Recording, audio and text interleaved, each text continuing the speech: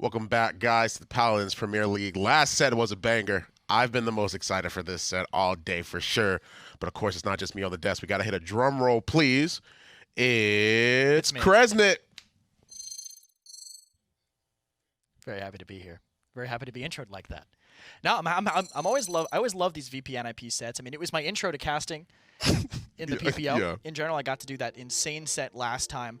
Then the last time they met up this phase, it was a 4-1 in favor of VP in the middle of their resurgence and in the middle of NIP, kind of, I guess, in the middle of their slump at that point, maybe at the very start. But honestly, both teams, we saw how VP looked earlier today, and NIP have been resurging on their own as well. I mean, we saw an NIP that looked kind of rejuvenated the last time we got to see them play. Agreed, yeah. And I mean, VP were looking extremely powerful today. Like, I mean, earlier in the morning, they definitely looked like they showed up to play.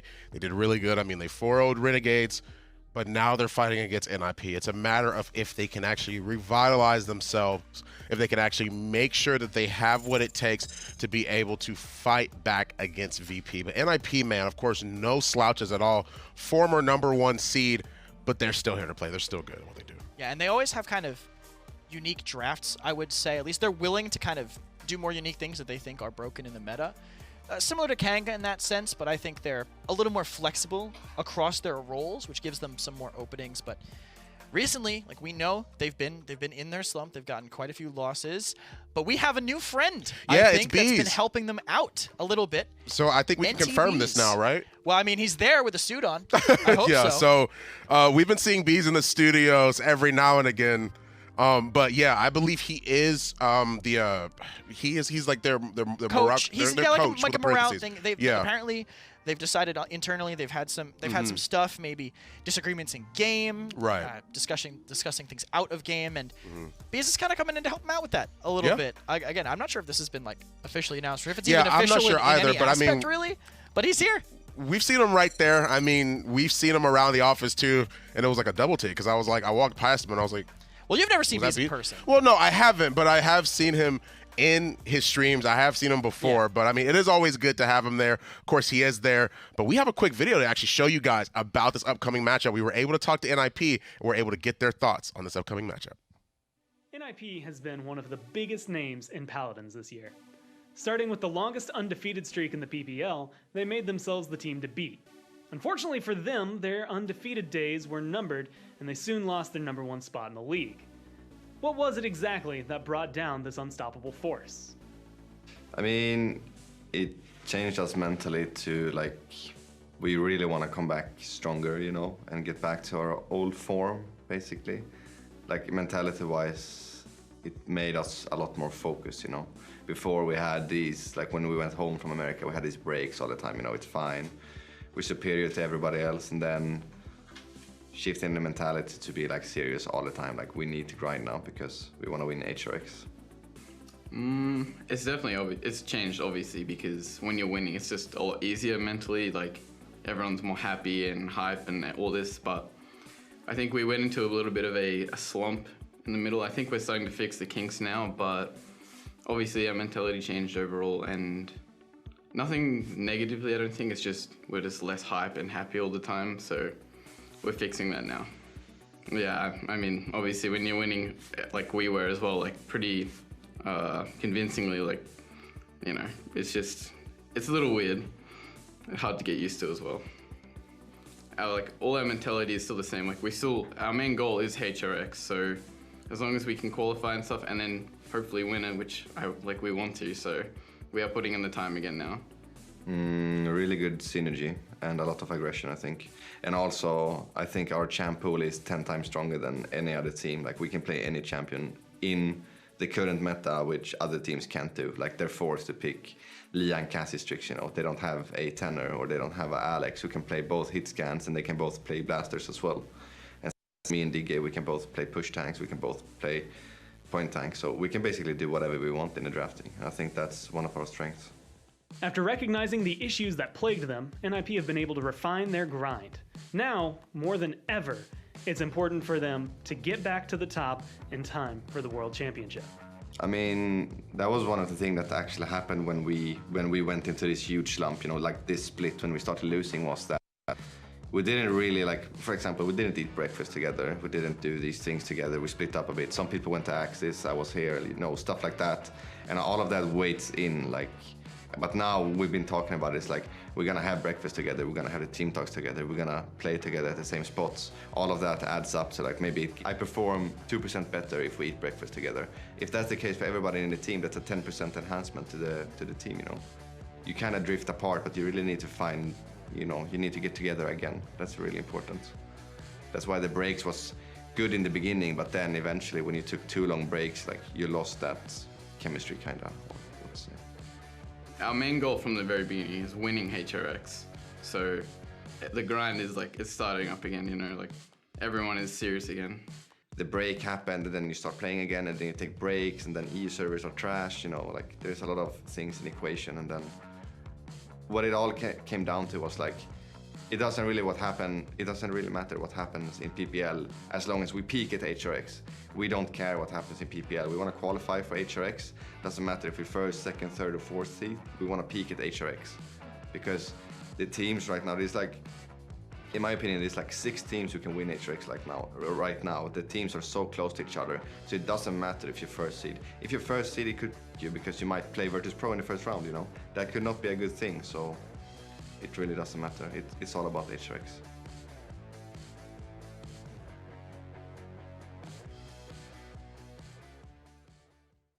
A nice little video being able to give you a little bit behind the scenes and the thoughts that NIP have coming into this matchup. Is that Bird without a hat? It might be.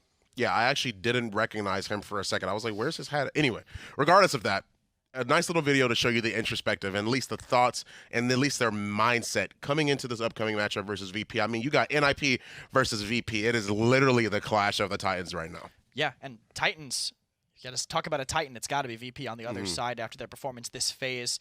Erase and Cruncy, such a huge change to their roster in terms of their performance. And we saw that break didn't seem to really affect them earlier today. Renegades definitely put up a fight on the rounds for round, but VP just looks like they had the game in their hands a lot of the time. Gotta say, though, if there's any test that they would have in terms of how well do you understand the meta, how well do you understand the games moving in, I feel like it's gotta be NIP too, right? Right. Like their draft seemed pretty solid against Renegades, but Renegades to me aren't a team that are gonna pull out something that you're not really ready for. Right. Renegades, they're gonna kind of play their game, and NIP, they're gonna play their game in a multitude of ways. So we have to see how VP are gonna be able to adapt to that on these different maps, on these different draft styles, how well they really know the meta that they haven't been able to really play. I mean, Virtus.Pro, they're the team that everybody's looking at right now. They're the ones that look the most dangerous coming into this, just throughout this PPL split. And just throughout, I mean, the roster changes played a very, very huge role. I mean, you got Erase, you got Cruncy now on VP, and they have just been looking dominant ever since that point. And because of that, everyone's had eyes on them. They've been able to stomp out a lot of these Titans. A lot of the teams that were giving people trouble with, VP have pretty much already handled them. It's a matter of whether NIP can actually overcome that today and show what they've been working on. Honestly, I think the break that they had might be even more of an advantage to Agreed. that, right? Because we thought maybe, oh yeah, VP's in everyone's crosshairs now. So now everyone's going to figure out how to counter out VP. And then they disappear for 5 weeks. Yeah. And no one's thinking about VP anymore. No one's scrimming VP anymore. And they come back, and suddenly things are so different for VP. Maybe the surprise could lead them to 4 wins this week. Yeah, maybe it could. I mean, we're going to have to see, first off, where we're going to end up, well, what we're going to end up getting rid of is how to specify that one. Splitstone Quarry, Serpent Splitstone Beach. and Ascension for NIP. Stone and Ascension, okay. And then Imagine my shock. Fish Market is going to be off the board for VP as well. But then there we go. There it is. Those are the 4 map bans. We're going to see where we're headed for Game 1, Map 1. And it's going to be Frog Isle, baby. Yeah, Frog Isle, different map to some others, very open in terms of the backlines, but you still want 2 tanks. It's open, but not really a triple DPS map. So definitely unique in that kind of way. You want a tank holding down both lanes to keep things under control. And NIP want to get rid of these snipers, and VP agree. They want a good, clean fight. If anything, this just kind of raises the stock of Victor, I think, to the sky. And NIP kind of sticking to some of their old guns. They don't want to ban Makoa or Atlas, leaving both open. But I feel like that might actually give an edge to VP, because now they're going to get the other leftover power tank and whatever they want. Right. Yeah, I mean, I blinked, and literally it was like these 2 teams, a snap of the finger, they already knew what they wanted to get rid of. They got rid of Kinessa. They got rid of Maeve. There's Bees right there. And of course, Strix is off of the board as well.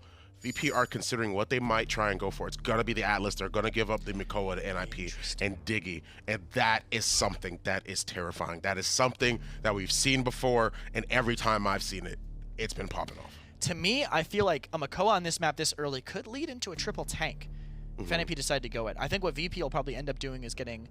Maybe they'll go Cassie as their backline, which I feel like might even be rough if the other team gets a Victor.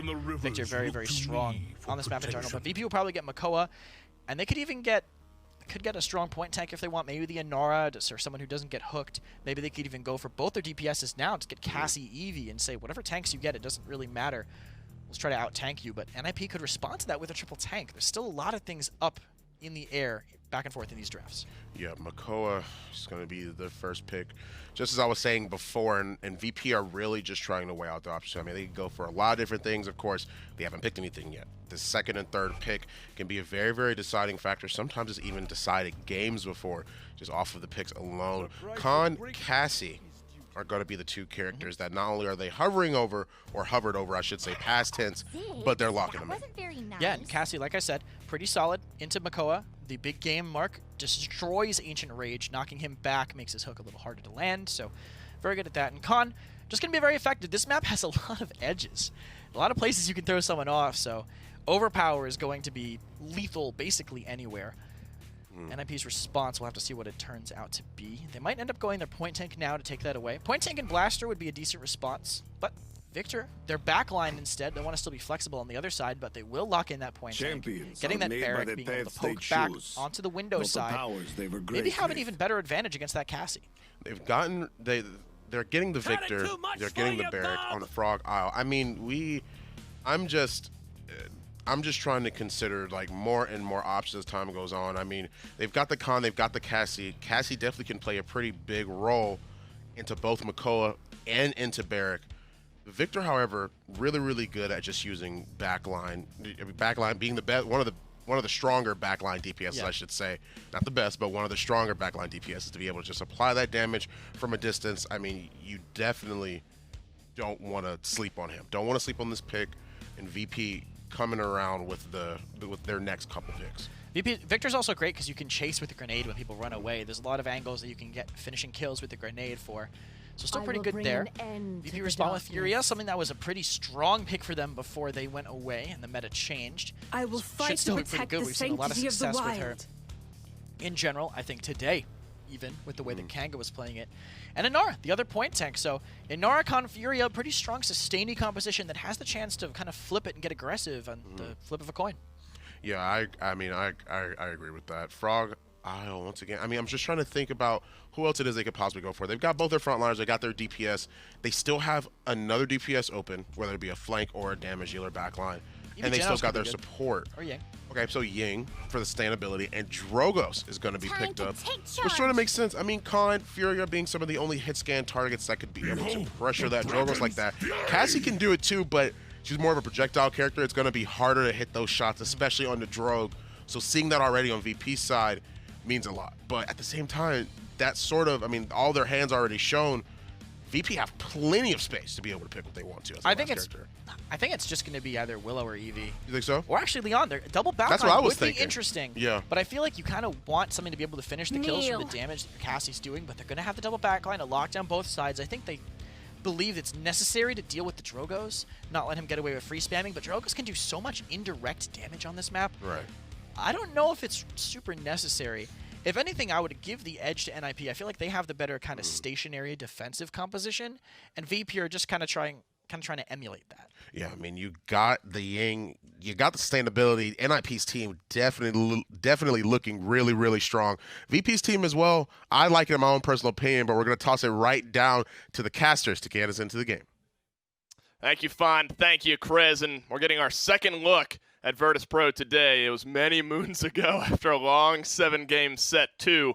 Virtus.Pro grabbed the win, convincing fashion over the Renegades. But we kind of talked on the desk in that set. This is the big heat check game, Nick, to really see where Virtus.Pro are at after their break. Yeah, they were supposed to beat the Renegades, in all honesty, but they, in my mind, still need to assert themselves as the top team in this league. They did clinch their top 4 spot. The way Phase 1, they were never going to be the #1 team in the standings. Right. So it's all about what is it you leave us with these last 2 weeks of PPL. Yep.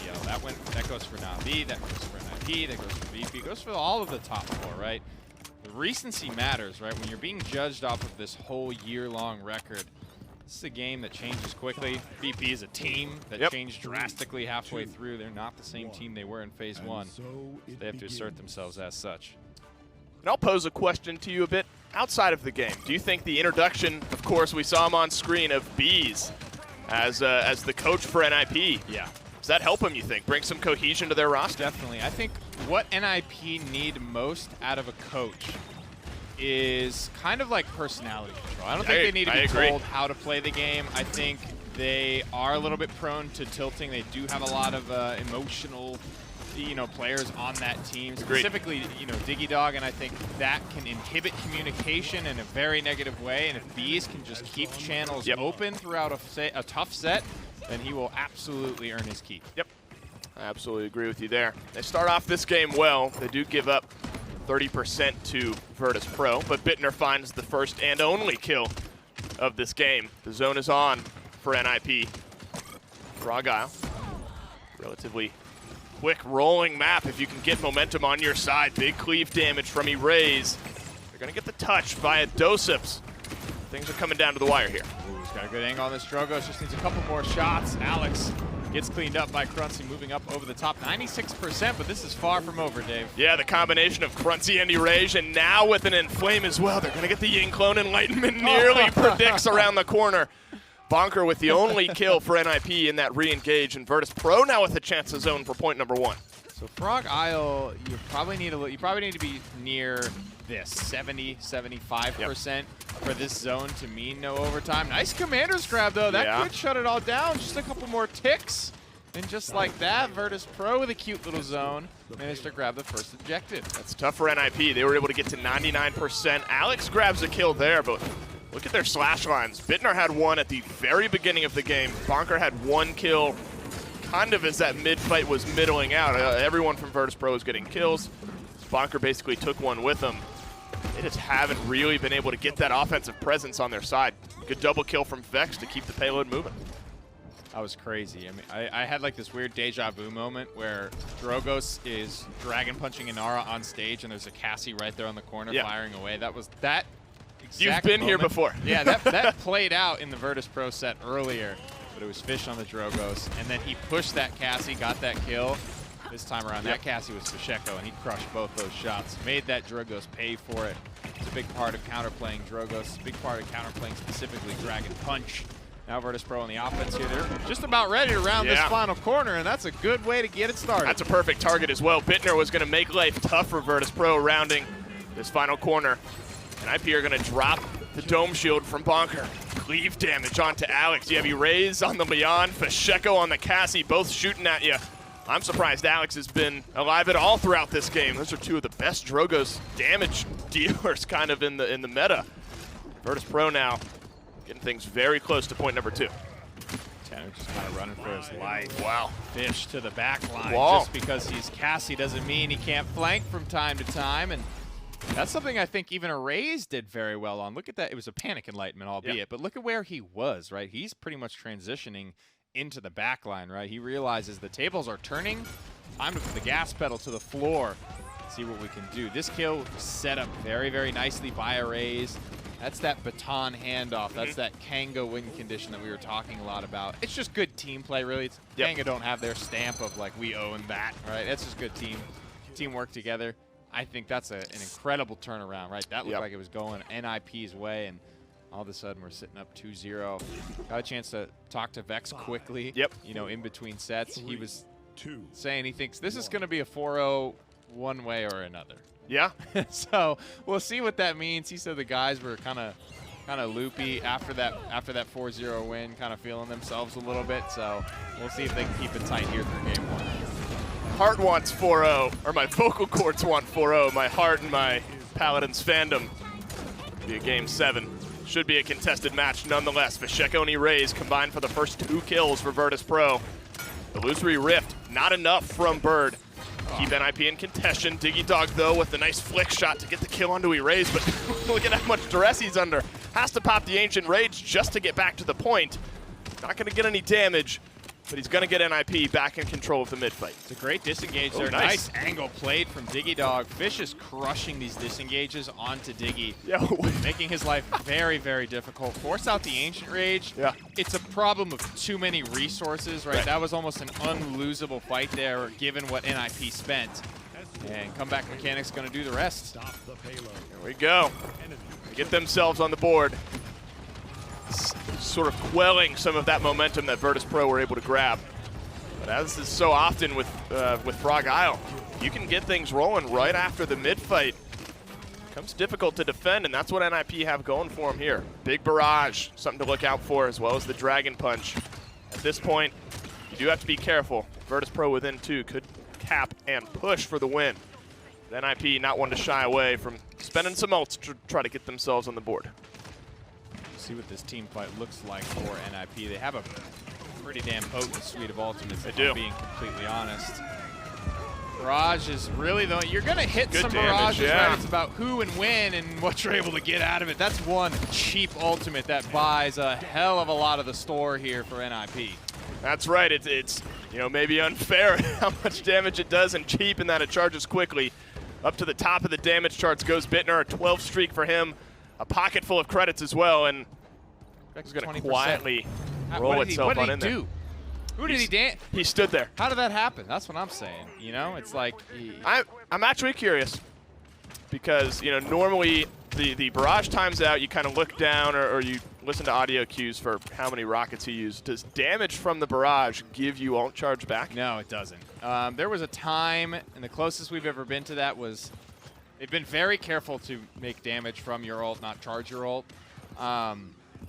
You know, Saris like charging her, because that's where that conversation started. But yeah, no, their designers have been very careful to not have any of your damage from your ult or any. That's smart. And a lot of times, like benefits from your ult, like for Saris, she didn't do damage, but because she pulled everyone into a dog pile, she did a lot of damage with her follow-up autos, and she was getting ults off of her ults. That's true. Yeah. So there is some gray area there, but for the most part, or for all the part, no, they've been very careful not to have that. Yeah, that'd be a lot. Luckily, not something that Virtus.Pro have to go up against. They start off well here with an overpower onto Diggy Dog. Now they're going to be able to move themselves forward. Kind of hear Bittner holding up that high ground here. Some good poke damage onto Erase on the way on. It's going to keep him in the fight. Dragon Punch flying on through from Alex. That finds one of the damage dealers from Virtus.Pro. Is there enough to try to fight back into it? I'm not sure. That's a big dome shield, Nick, and NIP starting to run away with this fight. Really big dome shield, and there's another shield in the shape of a dome there. Diggy Dog takes the handoff from Bonker, heads to the back line, and frankly does the rest. Still sitting on his ultimate as well. If there's one guy I don't want zoning me out, it's Ancient Rage. He's got it. Moving himself in. He's not going to use it just yet. 54%. Haven't eclipsed Virtus.Pro just yet. Big hook onto Pacheco. Now the Ancient Rage goes a-flying as well as the barrage. Chipping down and away. He's forcing Vex back. A triple kill for the Turtle. And 3 points for NIP. Oh, man. Diggy clapping it out. Game's not even over yet, but that feels good. These teams are so good, dude. This is a real treat to watch. So explosive. When things are happening, it's a landslide, right? Either way it goes. Both these teams know how to use their resources. Yep. You know, you really are only giving the inches, but these guys can use those ultimates to turn these into blowout team fights. Very, very clean sweeps either way. I don't know who's going to get that 4-0, Vex. I know you're hoping it's you, but I don't mean NIP are looking clean, mean today. Virtus.Pro were all warmed up, and that was really the concern I had is, can NIP match what is already a ready-to-go VP? Well, 4-0 is the only option. NIP are the ones giving themselves a great start. A great chance to start here. The minute and 40 seconds left. Very close on this payload. Good hook in as well onto Dosups. He'll be able to get himself back up. He does. Hatchway uses the wall for a little bit of verticality. The mobility of the Inara, underrated. Another inflame here from Virtus.Pro just to try to start him off on defense, but they walk right into a wall of damage, and the payload's moving, Nick. How do you stop this? It's just so hard. I mean, the Dragon Punch is connecting, and he's basically under a dome shield when he's there. Diggy's done such a good job providing peel. Goes on the wrong side of that wall. He's still going to go down. Yep. Not as decisive as these other fight wins have been, but Diggy Dog's Mako has been a real big problem for VP. Have to spend the overpower to get rid of that problem. Payload not very far to go with 50 seconds left in the game. Virtus.Pro have 3 ultimates. I mean, at this point, you may have to spend them, and then you're going in at a deficit to that final point. Depends what NIP are able to bring. 40 seconds on the clock here. NIP with a chance to close it up. They don't have a ton to work with at the moment. Dome Shield just popped. Illusory Rift is about to pop. That conversation is quickly changing. Ooh. Defensive seismic crash just to make sure it doesn't run away. The value of that Illusory Rift is huge, though. Saves the life of the people that got stunned up onto the high ground. Enlightenment only finds a Ying clone this time. Bird and Bonker combined for a couple of kills. The hook lands one more time for Diggy Dog. The payload goes in. And NIP, if they're on their way to a 4-0, according to Vex, that's the way to start it. It's like, you know when you can just feel that storm coming, right? Clouds kind of darken, the wind starts to blow. That's what I think Doseps was feeling with that seismic crash. He was trying to root this one out before it got started, but nothing really came of that seismic crash, and then the freight train left the station, dude. Bonker got really, really deep behind enemy lines, got the dome shield out.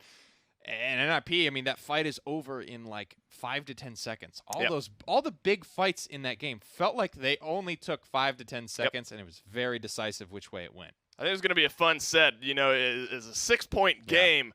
It's quick, streaky, big team fight wins for both sides. But NIP, they strike first. Find out what Game 2 has in store right after this.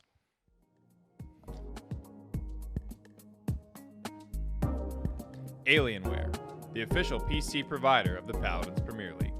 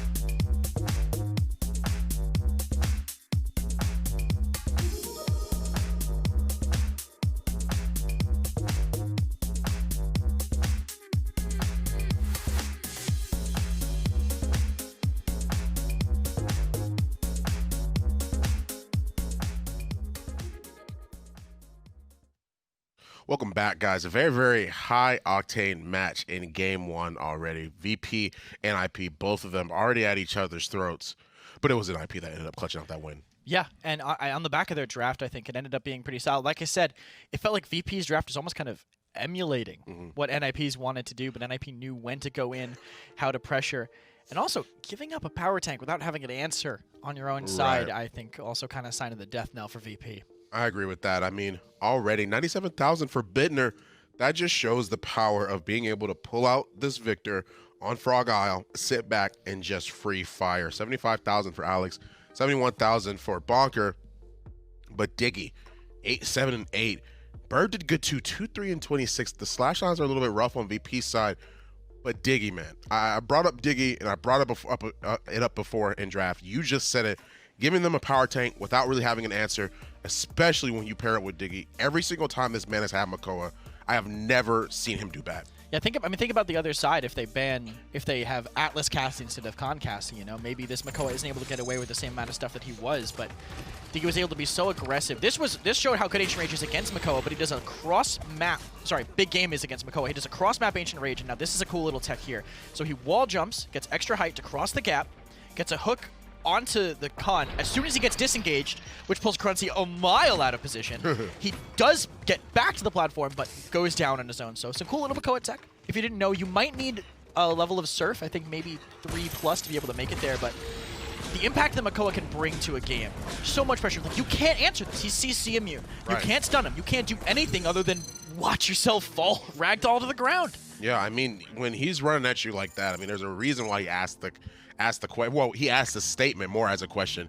Is you challenge Makoa?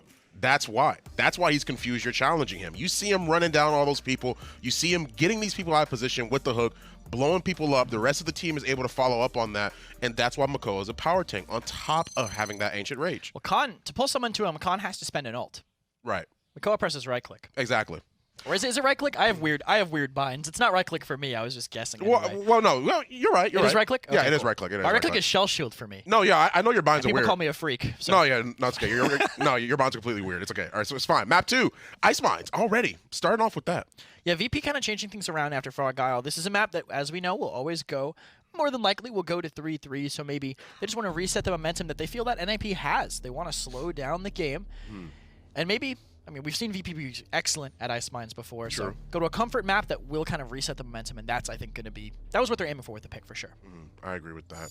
I mean, Willow is going to be the first ban, but that's not a surprise here at all.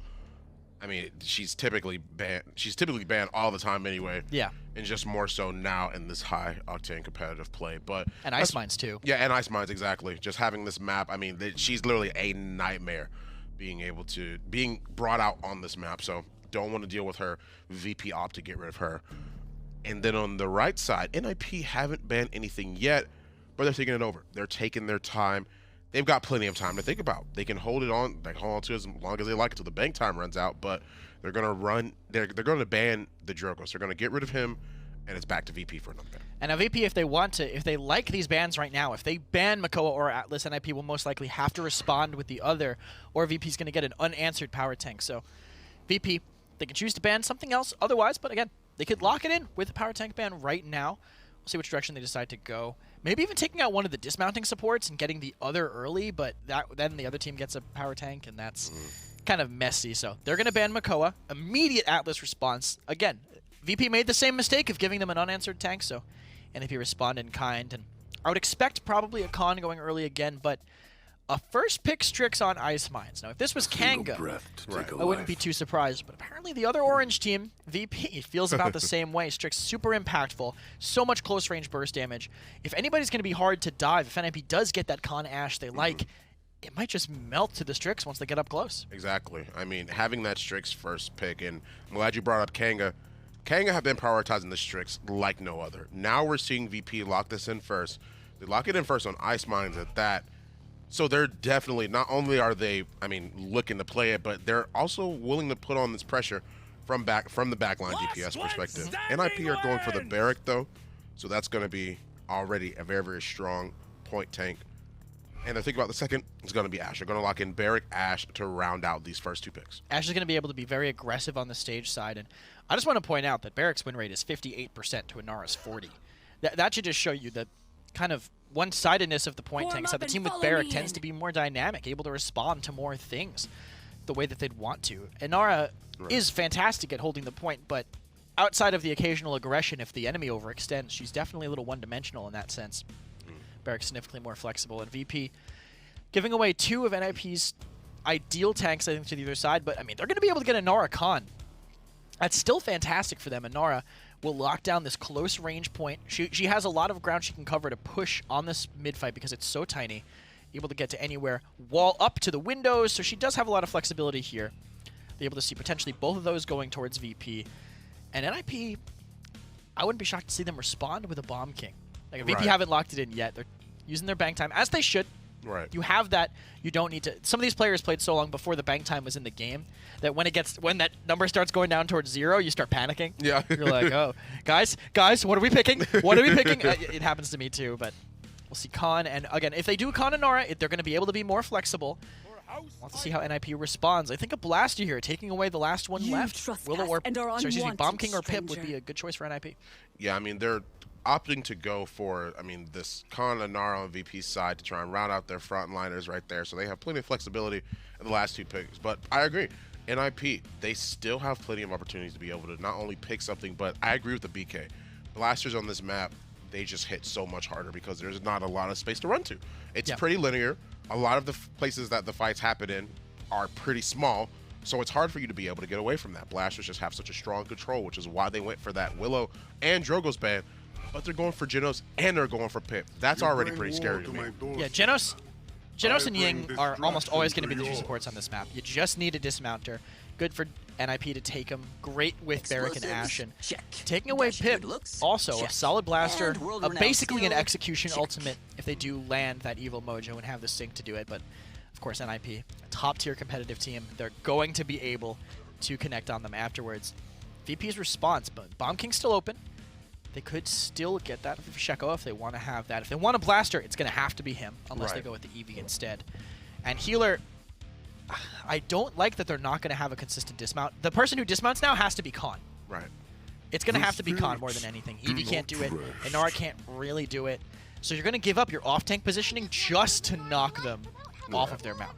Grover might be able to get one, but that's it. And that's not enough to stop us team zoning on mid-fight. Right. Grover, Eevee, last two characters to round things out. And on NIP's side, I mean, you got your backline, you got your blaster, you got your front line, you got your support. What do you opt to go for? Is it the Victor or the Leon that could stand out to you on Ice Mines here? The Leon could be better against the Eevee, but Victor I think is better in general. They want to go with a flanker potentially instead if they do lock in this Xin. Could be a Guillotine, could be a Yomi. Yomi's good for bullying the window, hallways, and stuff like that. Also poking through Barn on that side of the map. But Guillotine against Nara Khan is pretty effective too. Could force out Whirlwind while being basically completely immune on his side.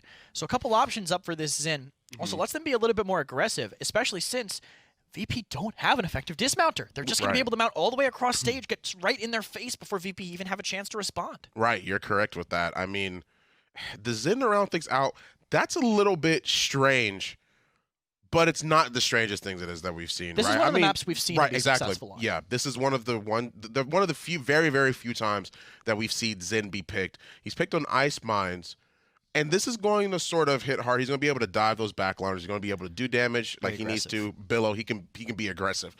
But we're going to have to see if that's really going to play out the way how we see it on paper. Game 2, let's go. You know, it is strange if you look at kind of the overall meta. But then when you attach the name NIP to the Xin and Ice Mines is the map, suddenly I think those puzzle pieces kind of fall in line, Nick. Yeah, it's kind of like the combustible Drogos. It's one of the few places you would see it, and you're really going to see it when you are dealing with the players that used to play it. It used to be super, super meta. Alex is absolutely one of those players, right? It's like Androxus coming back into the meta. The second it's even somewhat viable, all the old Andro players just start ripping that one out of the closet. They're happy to put on that old outfit. And Alex it's kind of the same deal here. He was so good at this. He's the guy that I would trust to understand what it's capable of nowadays and to kind of adjust his gameplay appropriate to that. Resnick brought up dismounts, and effectively everyone from NIP was able to make it through there. Good start. Tied up at 12 with Virtus.Pro in control of the point. Send Alex to this right-hand side. It's Pacheco on the Eevee. We have now seen Eevee on Ice Mines twice today. Relative success for Evil Eye in our last set. Looking to repeat that is Pacheco. He grabs first blood, second to Dosups. The Xin kind of fighting in that indoor side is forced back with not that much impact yet. The one thing about Xin that's, not to say every flanker has to have it, but right now, every flanker has to have some type of self-sustain, right? That's what Xin lacks really above all else. He can move while immune, and that's something, Eevee can't do.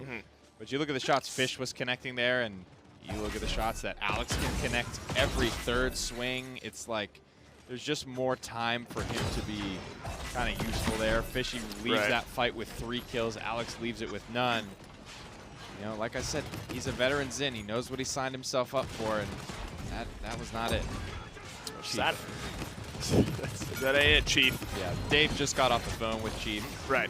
So he told me, as a matter of fact, that's not it. Okay. If you're a fan of Symmetry, though, well, you would have liked NIP slash lines. Finally, something rolling for them. Good Evil Mojo sets up 3 for Alex. As rough of a start as NIP have had. Dave, Chief just called me back. Wait. He wants to change his bid. He says that this is, in fact, it. Yeah, but we got to cut Chief off at some point here. If every time NIP lose a fight, Chief is changing his mind, I have to change my number. At the moment, the flavor of the day, the answer of the moment is a little bit better. A triple kill from the Xin has at least kept NIP in this defense. Wait, my phone is ringing. Chief, that's enough, bud. We need your final answer. The defense, though, crumbling just a little bit here. As Fisheko is able to answer back. A big triple kill. With a triple kill of his own. Might even add another here, make it one more shot. It's going to be delayed, if anything, at this point. Yeah, that's right. Spray it out. Act like no, you he might wanted to lose. stagger Oh, him. he gets it. There you go. Fish versus Tenor. Fish versus Tenor, baby. We're here for it. Do I hear the crowd, King of the Ring, chanting in the wings? You might have to set something up. Call Chief. See if we can get him booked. Get him booked. Chief is said. The Chief can completely say yes. That is. Yeah, little known fact, Chief is actually the acting agent manager for both Tenor and Fish. NIP looking to dig those heels in on this defense with 5 ultimates ready to go. Virtus.Pro, 15 seconds left. It's a map, Nick, where if you get payloads moving, I mean, you kind of get 2 chances on defense. A full team wipe here wouldn't bode all that well. But Diggy Dog shuts down any rumors of that happening. Just going to zone out Dosups just for the final kill, and NIP tie it up. 1-1 here, man. Again, kind of really decisive play there from Fish on the first objective. Some big mid-range shots, but that has come to be the new bar for Eevee. If you want to be considered among the best in the world, you have to be able to connect these shots from mid-range, then blink in, then clean up the kills on your own. An easy triple kill there for Fishy Boy. Can he do it again, though? Eevee's not picked here quite often, but when you're dealing with the best in the world, you can afford to pick this character on almost any map. Yep. To the point where Virtus.Pro, it sounds like from just conversationally, they have to be the ones to pull Fish onto anything in the draft, or he'll just always end up here. Look at how small she is on that tiger. Dear God. Yeah, seems like a I waste hope their of energy. relationship is good, because whatever that kitty wants to do, he's going to do it. That's right. Although Fisheko on Eevee, that's his way a lot of the time. Dome Shield to counter out the Ice Storm, and No, Bonker's going to end up dead. Oh. Dosups grabs the kill. Bird maybe with a through time and space to turn this one around. That's a whirlwind from Virtus.Pro to top off those VP health bars, but NIP still on the offense, and Overpower connecting now on a Diggy Dog, going to send him flying. The only ultimate held onto was that through time and space, and a convincing mid one more time from VP.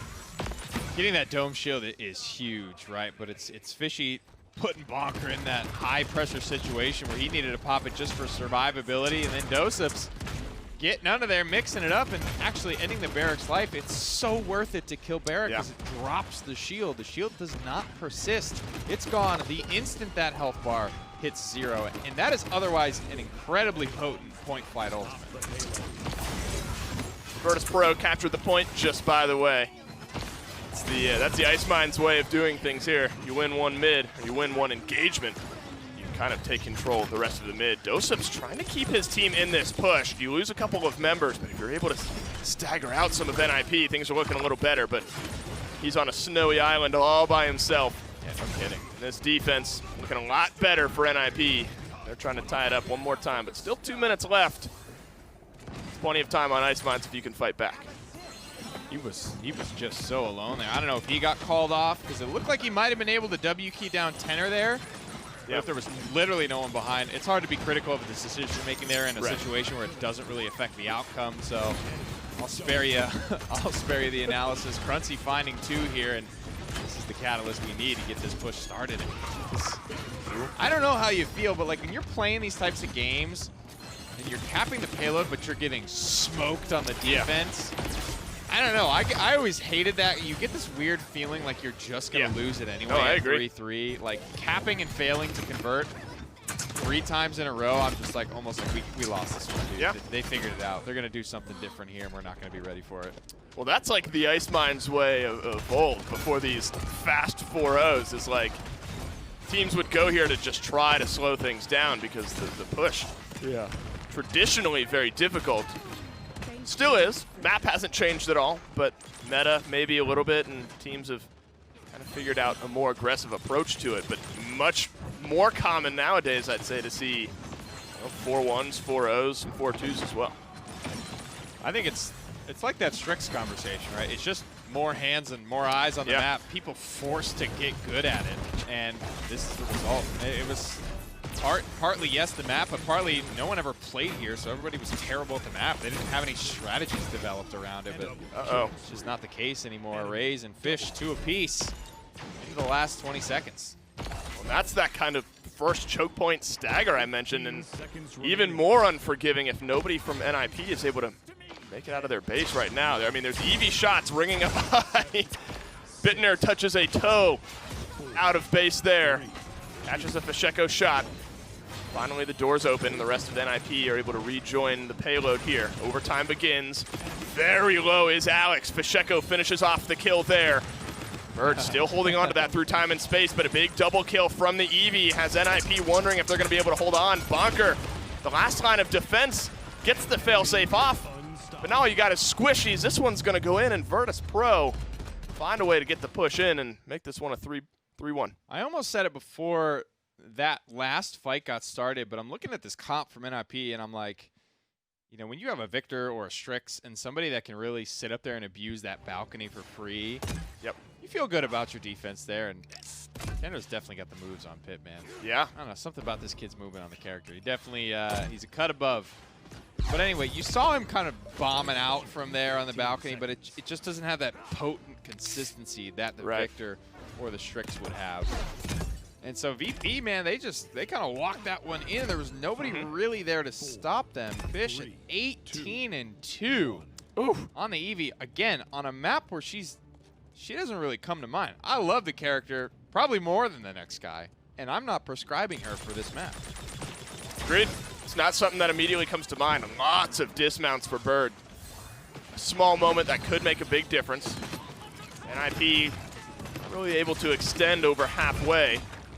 Maybe just keep themselves in it. Overpower wide from Crunzy.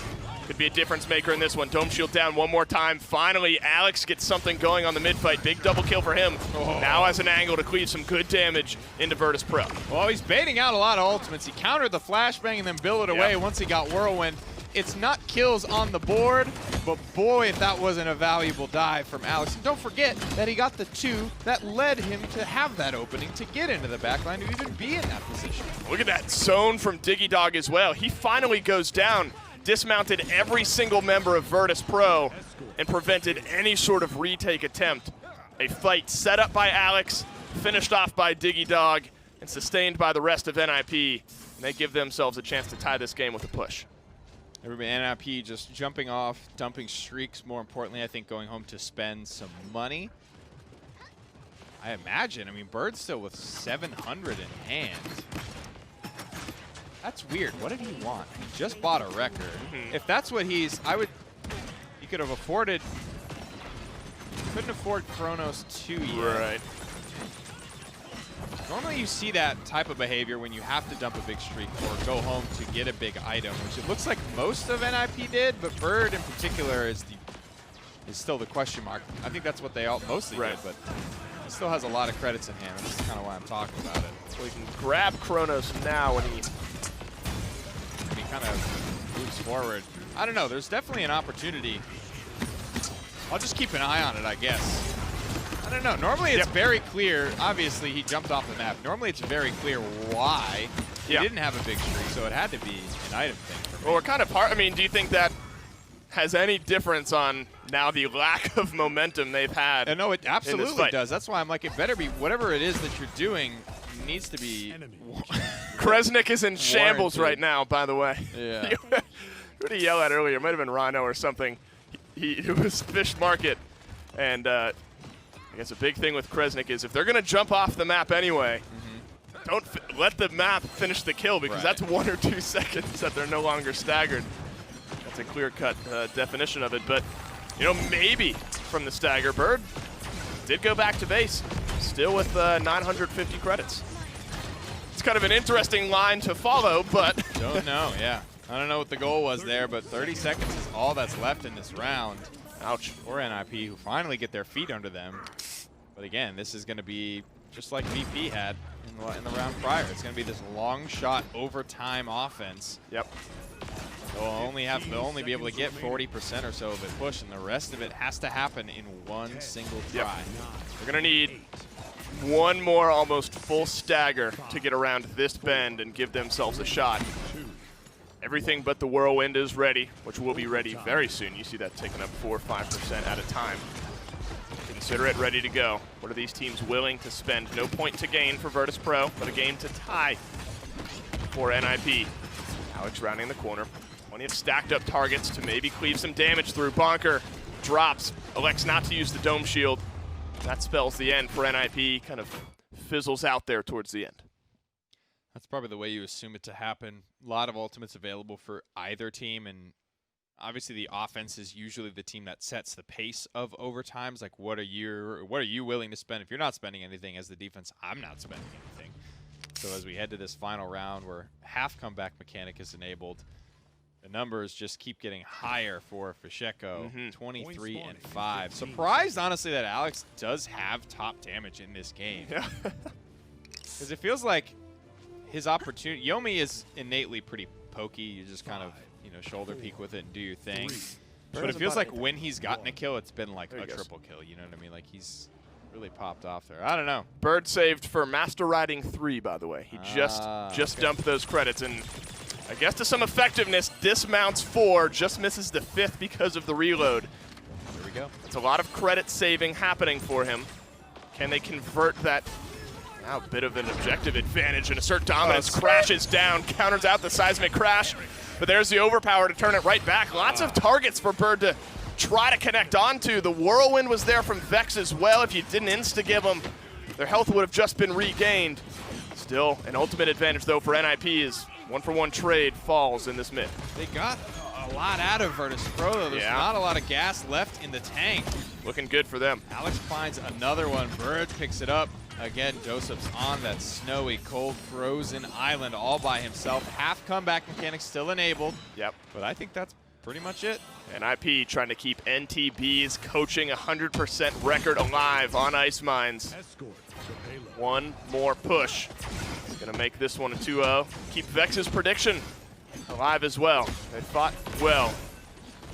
Honestly, but after the rough start that Alex had, good evil mojo in the meantime. That was sick. Bittner, the mobility, up, forward, back, left, right, whichever way you want it. Bittner can do it on the pip. He's a cheat code, dude. Oh my. He's a walking cheat code. It's been such a difference once Alex has really started to heat up on the Sin, though. Indeed. I'm glad we ended up following that through and that you caught the Master Riding 3, because that was pretty big impactful on this round, right? All those dismounts. That's why Diggy Dog is in the face of Virtus.Pro, up-downing them with Assert Dominance. That's why he is that far on that side of the court that fast. Yep. That's been a big conversation on Ice Mines, and it's always nice to have something to point to after you talk about it for so many weeks on end. And we get to catch it right there on camera, but it's only half the battle, right? It's that you don't lose outright by getting dismounted on Ice Mines. It just puts NIP in a situation where they have the advantage, and we've seen, based on Frog Isle, how when either of these teams get an advantage, they are going to rip that game and that fight wide open. This one's been hanging in the balance. Again, kind of convincingly. Once one team sort of starts to win this mid, they just run over mid, each other. Once somebody dies, it's just like a monster truck over the rest of them, and they all die. A little bit split here. There actually is Bonker going? a sneaky Barrack in the back line. They know. They're privy to it. They know he's back there. We do see Bonker kind of do this, though, sometimes, right? I mean, the rest of his team is kind of losing the fight. He's like, all right, I'm just going to scoot on through, try to get the payload moving. Definitely. Doesn't make up a lot of ground there, though. Yeah, if you don't have the mobility to get back involved. Battle of the flankers here, neither of which are very commonly seen here. It speaks to the caliber of player, I think, piloting either of them. 26 and 7 for Fish, 17 and 8 for Alex. And top damage, again, that's the part that's really, like, kind of blowing me away. I don't know if it's that he's been an afterthought and everyone on NIP is very aware of arrays and concerned about diving arrays and putting pressure on arrays, that it's just left him in the spot that he's in. You know what I mean? It's kind of like the Frog Isle where, you know, everybody was kind of dumpstering on arrays and you had to look at Fish to kind of take over the game. There's a lot of things happening here, man. This is some serious 3D chess being played between these two titanic teams at the moment. I'll give you a betting line going into this final mid. We're tied at 3. Fasheko is at 28 kills, over under 30 to end this game. Over. Easily. Without hesitation, over. Nick's got the over. There's no comeback. There's going to be probably 2 fights here. That's true. Yeah. No comeback mechanic. How convincingly can you win it? Alex, Fasheko, both looking to push their team over the finish line here. Can we see items, too? Yeah, Yep, Master Riding 3 for Bird. Technically the fastest in the game here on his horse. Everyone else closest is 2. Look at the boy go. Keep an eye on those dismounts right up to the top. You can see just a moment sooner he's able to get up. 1, 2, 3, 4, 5. All dismounted. Can you, again, take advantage of that? Not quite as convincingly this time, so a big difference, but a good start for an IP. Doesn't matter quite as much this time at all. What can they do with it? Dome Shield. Everything's hitting the ball. Oh, Bird! One last parting gift. The fadeaway through time and space grabs the kill, and all the others cascade for NIP. They hold on to the evil mojo. Diggy Dog finishes it off, and what a double for the Ash. They still have evil mojo. They still have spite, and they got 60% on the point.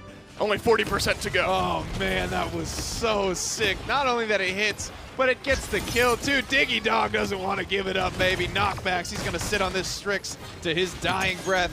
96-99. The countdown finishes NIP. Get it done with some style. Nick, I think you should have taken the under. I don't think he got a single kill, dude. I got smoked in that bet. Wow, what a play from Bird. The fadeaway through the map, through time and space. It does it all.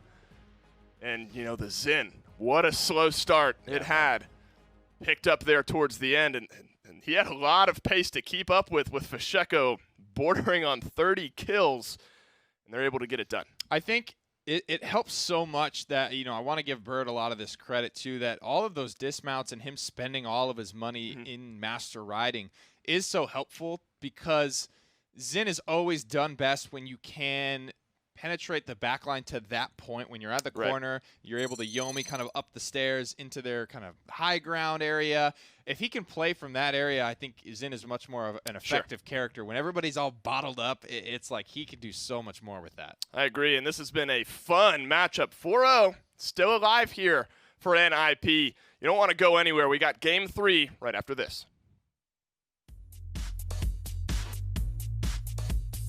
The Paladins Premier League is brought to you by Evil Mojo, developers of Paladins.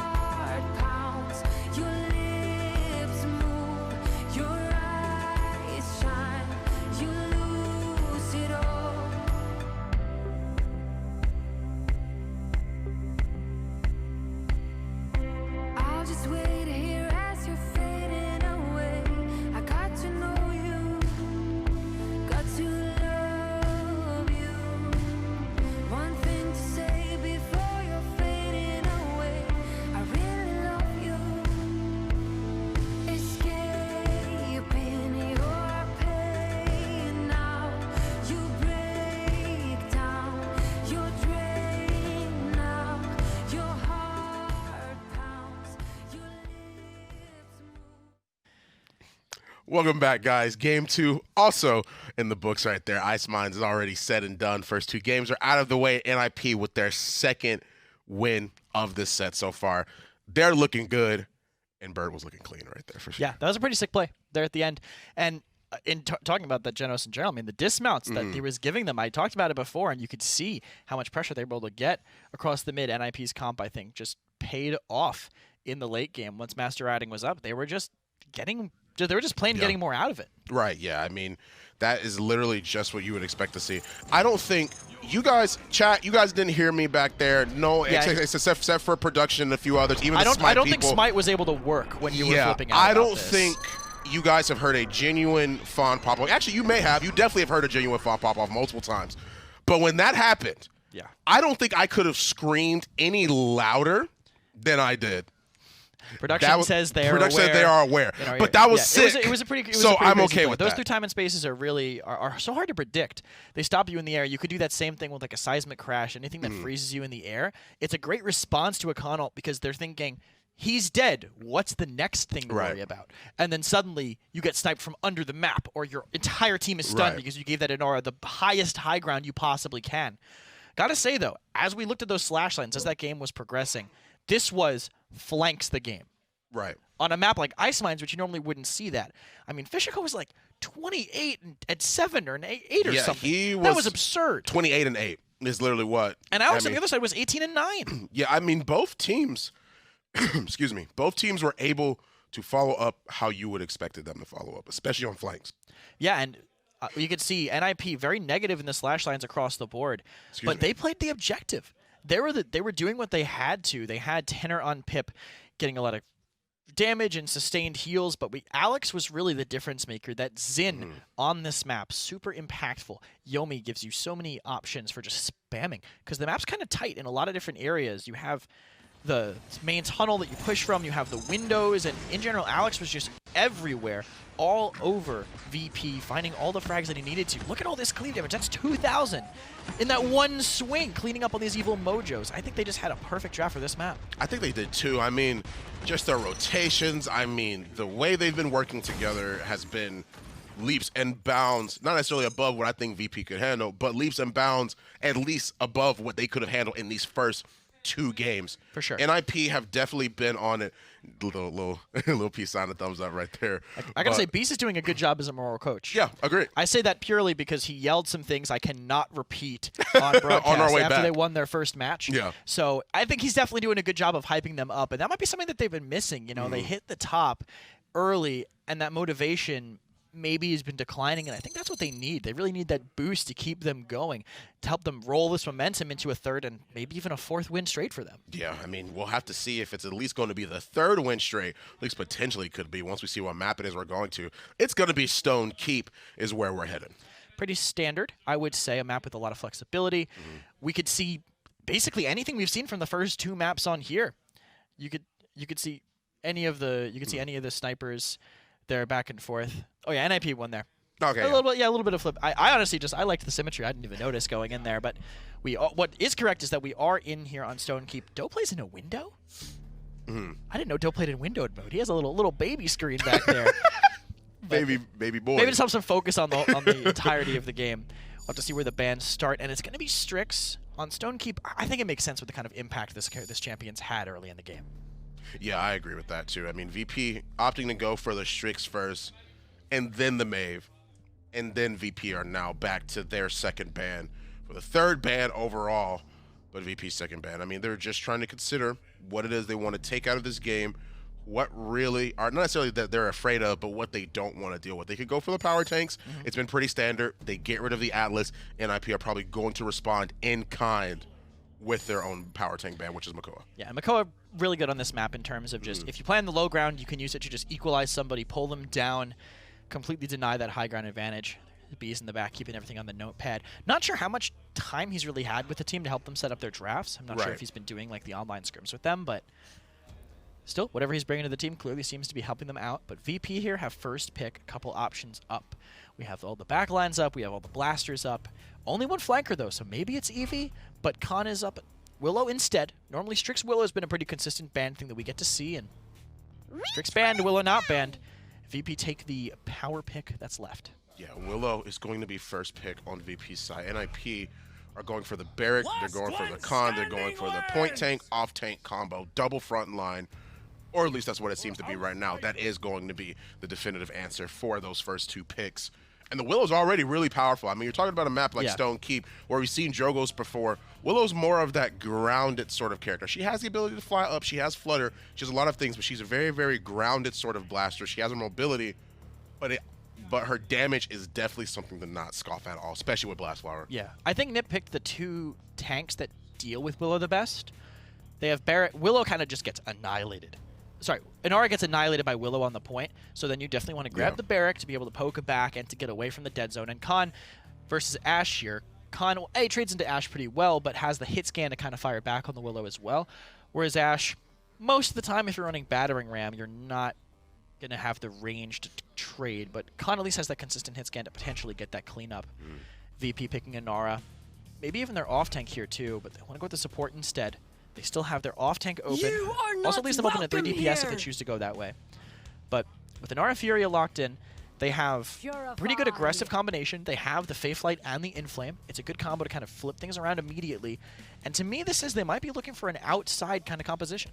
Yeah, Furia already being a pick that has been cycled through a lot of different teams. Her damage amp, that Inflame, is so powerful. So I'm not surprised VP want to take that for themselves. Of course, she has some really good burst healing too. Of course, she is a support. Can't always talk about the Inflame. She's got some good healing too. So that's what they want to go for. NIP, though, going for the Genos. They're going for that Luminary buff. They've got their options. And Victor, too. I do like NIP's draft. I'm liking theirs a little bit more if it weren't for that Willow. But Victor can deal with that effectively. Depends on who takes the fight early. Blast Flower means that Willow, if she gets the first shot, I think the Blast Flower scales better for her. But Victor, I mean, if he hits all the headshots, he's just going to win that duel anyway. Victor kind of, I think, had been underrated in the PC. I was going to say in the console scene. That's just a bold-faced lie. Victor definitely underrated, I'd say, in the PC scene for a while. Outputs a lot of damage, and I think has more burst than people gave him credit for, because people just weren't used to burst mode. Right. Even though it's been out for a while, I think people just aren't thinking about it. They're like, oh, Cassie Leon are the best. But Victor outputs a lot of damage and is the only backline with that really strong indirect damage that I think people were kind of underrating. I mean, you mentioned her name, and here she is. She's appearing. I said her 3 times in the mirror. Yeah, and she shows up with a big game ready, a disengaged bolt right into the back. I mean, you got Ashe, you got a Nara, and you got, okay, so Eevee to round this out. Tell me a little bit about why the Eevee specifically to round things out. Why not the Maeve? What's making this different for this last pick? Well, Maeve is banned. Oh, well, that. So I would definitely not pick Maeve. Well, other than that, other than the fact that she is banned, why would you, if she was open, Eevee's just very flexible way? and mobile on this map. Right. You can put her in a lot of different places, chase down kills from the damage that the Victor's doing. I think that's a really big part of it. Plus, I mean, Genos boosted Eevee does an outrageous amount of damage. True. Makes sense. It's gonna help them a lot in burning through those point targets and just getting into the backline and cleaning up. Well, 2-0 for NIP already. They're looking really good. Game 3. I'm excited to see it, but let's give it to the casters.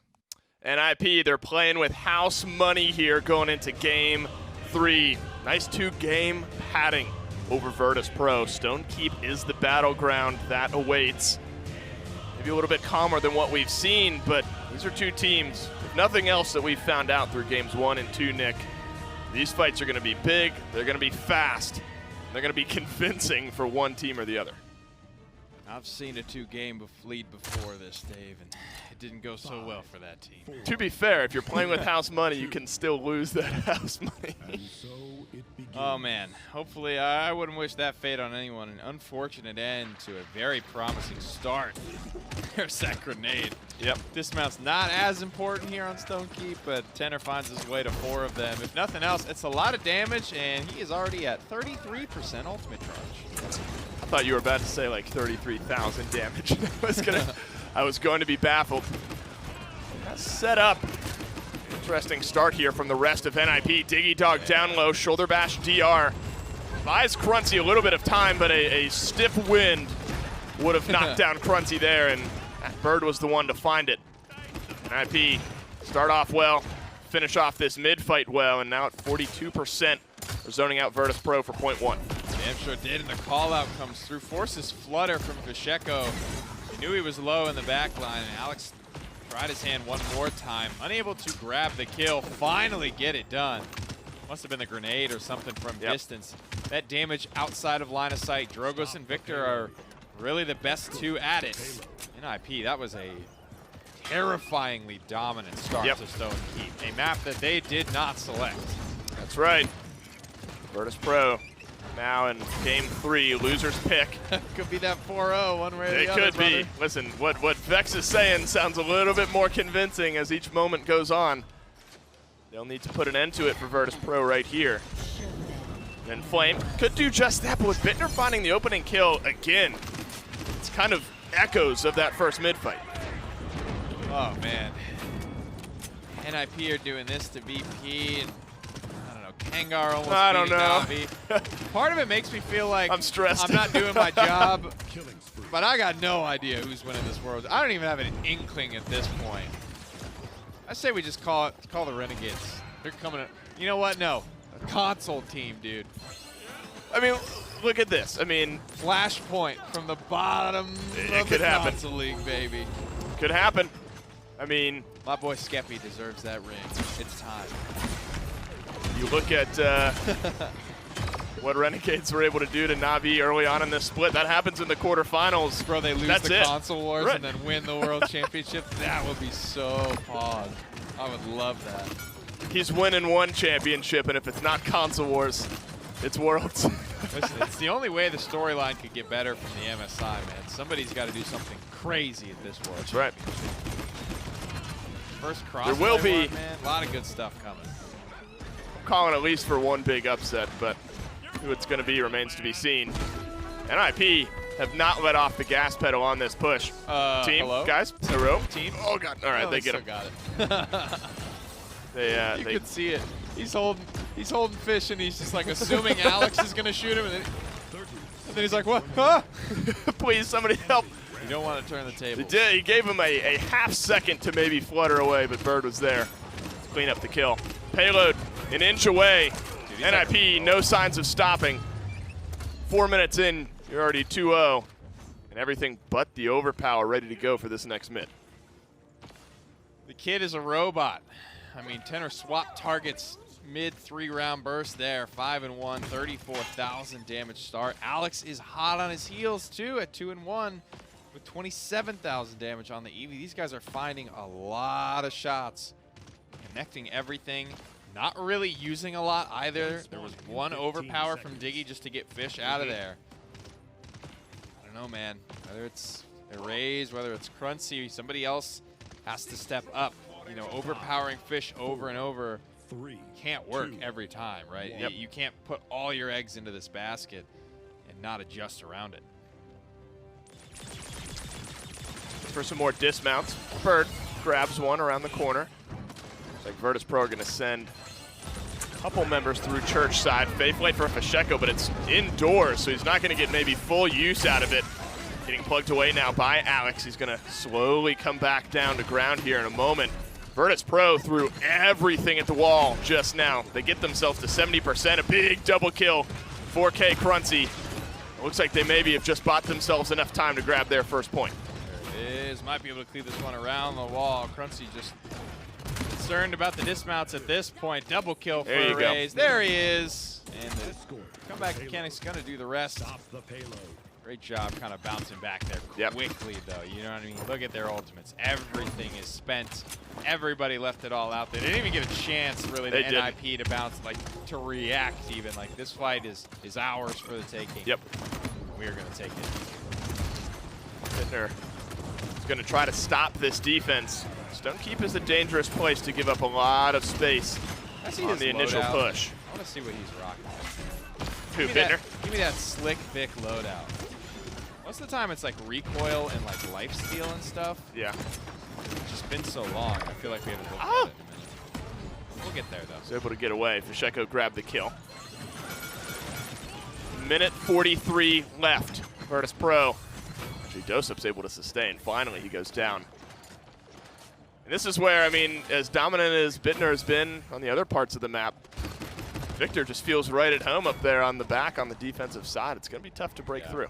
You know, it goes both ways, right? A character that's good on the offense because of their range is also good on the Sure. defense because of their range, right? They're kind of fighting out of the same positions there. A Right. little bit of lifesteal, a little bit of iron sight movement speed there.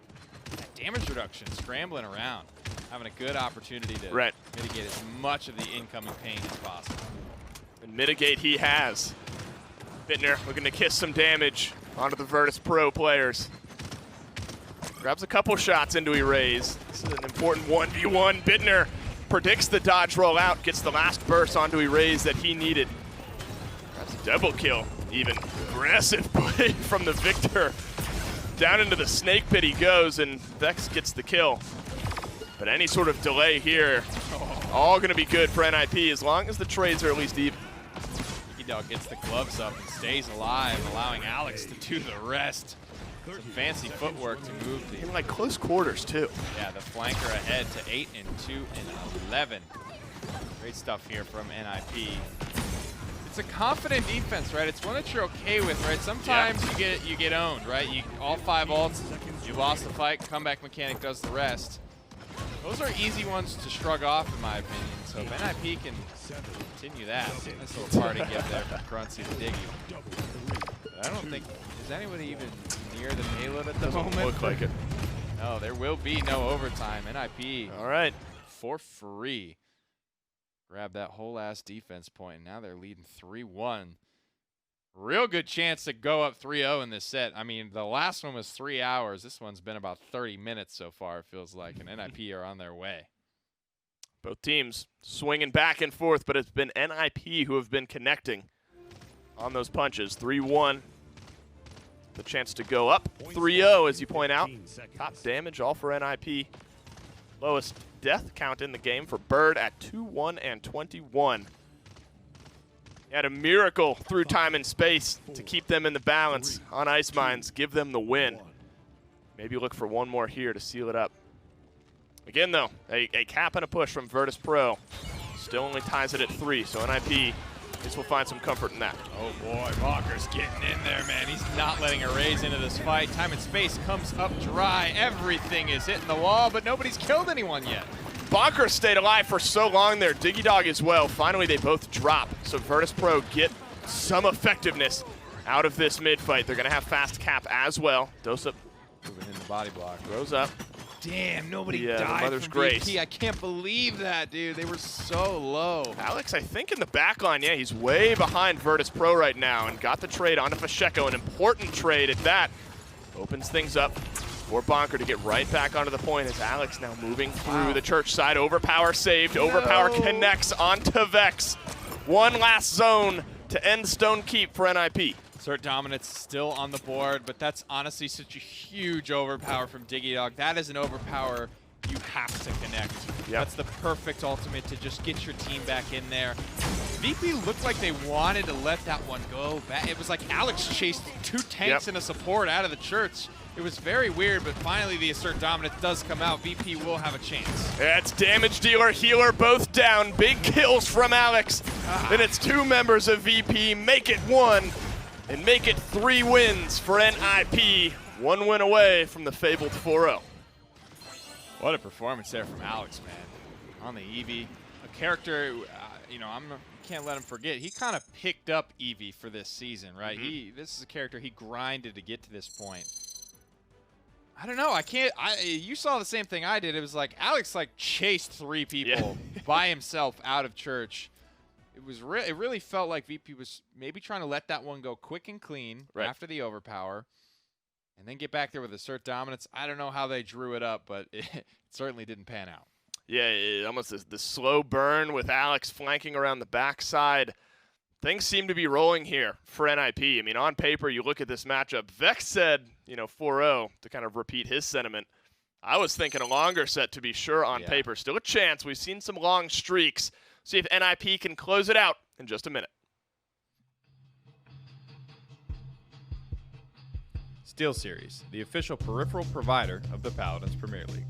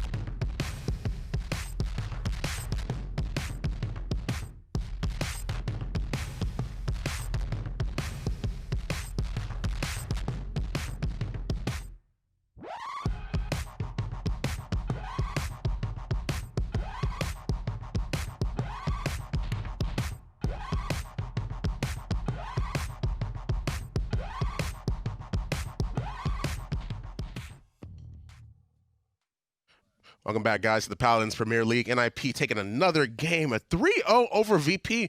Crazy, I want to ask you something. Have we seen anybody that's been this dominant over VP since their roster change? Other than the Knights winning in the very start before they got used to their new roster? Not really. This is a new look from NIP. That's what I'm saying. I mean, is it bees? Is that the secret? Could it be? Get it? Could it be?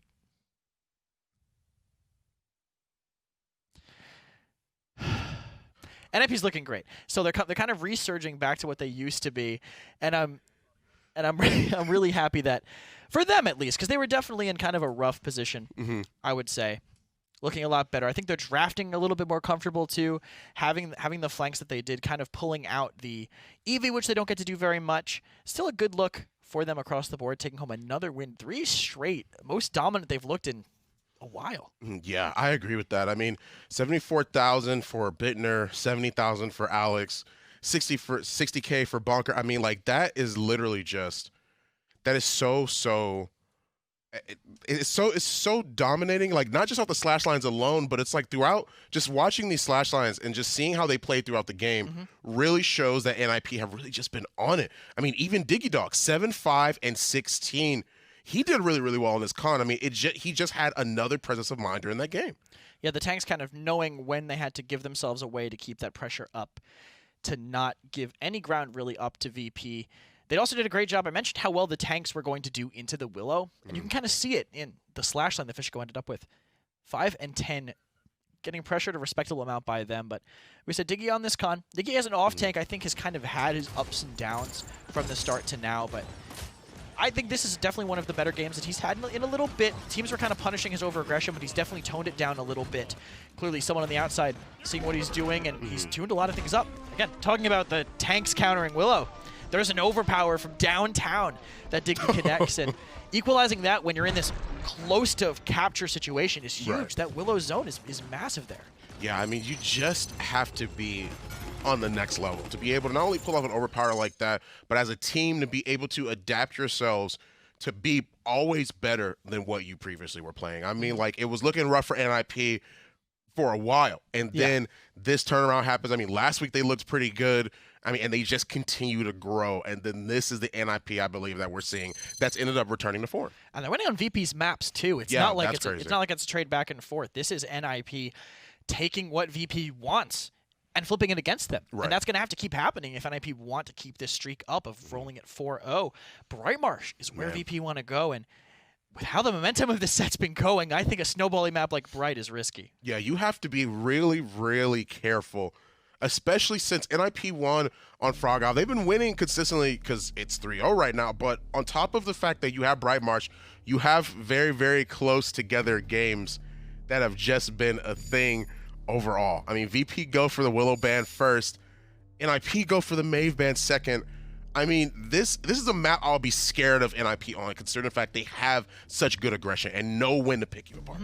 And this is a map that aggression can win you at. It's very close. If you find that opening and take it, it can turn the game really quickly. But if you're ready for it and you bait people in, you can just push another angle. It is kind of a push and pull kind of map. You don't want to go too quickly.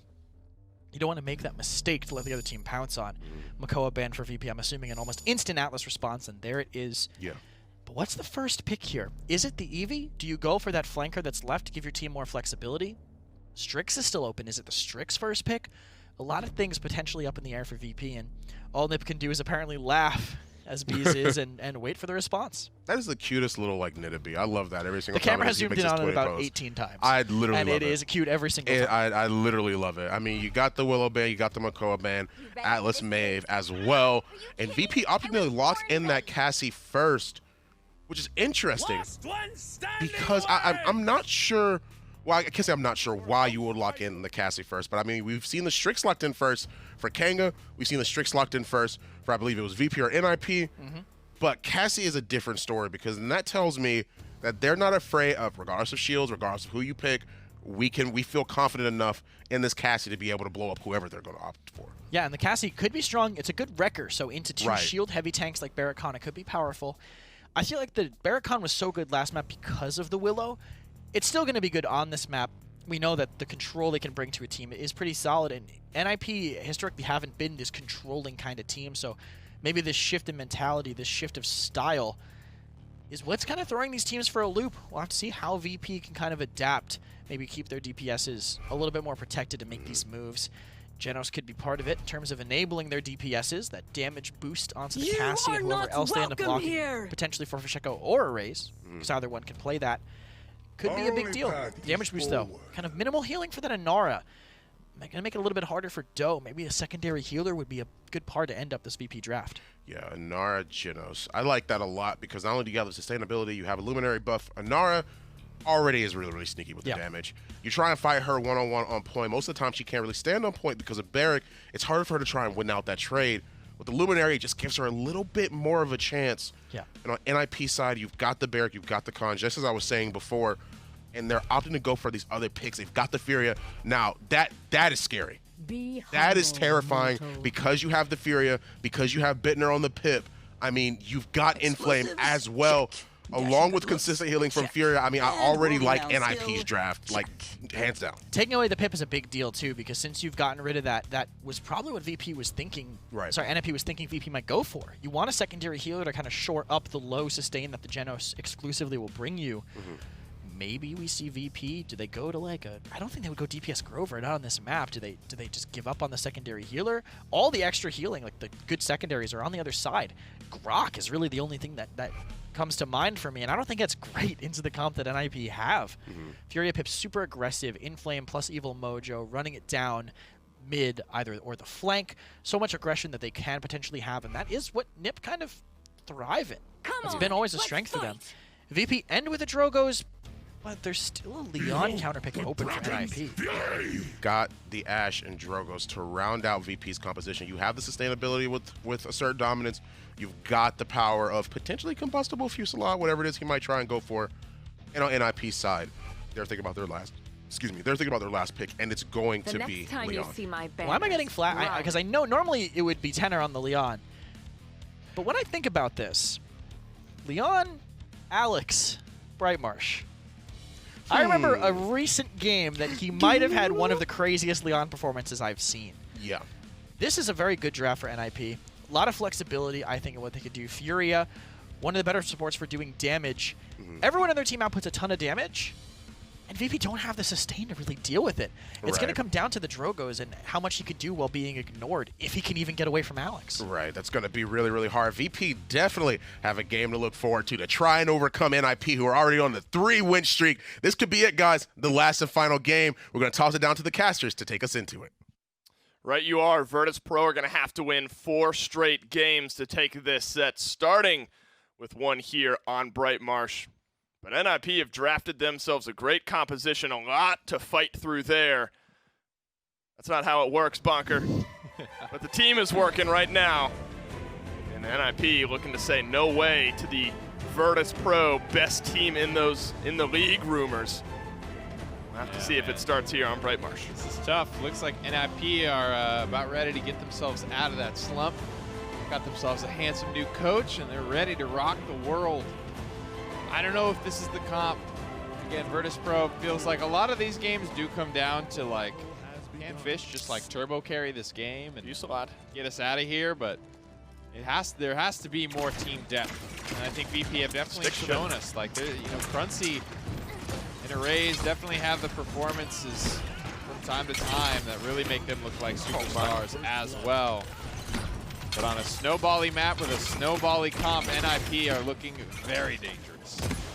Finally, Joseph gets a kill after being locked in there for so long. It was Fusillade from Fasheko.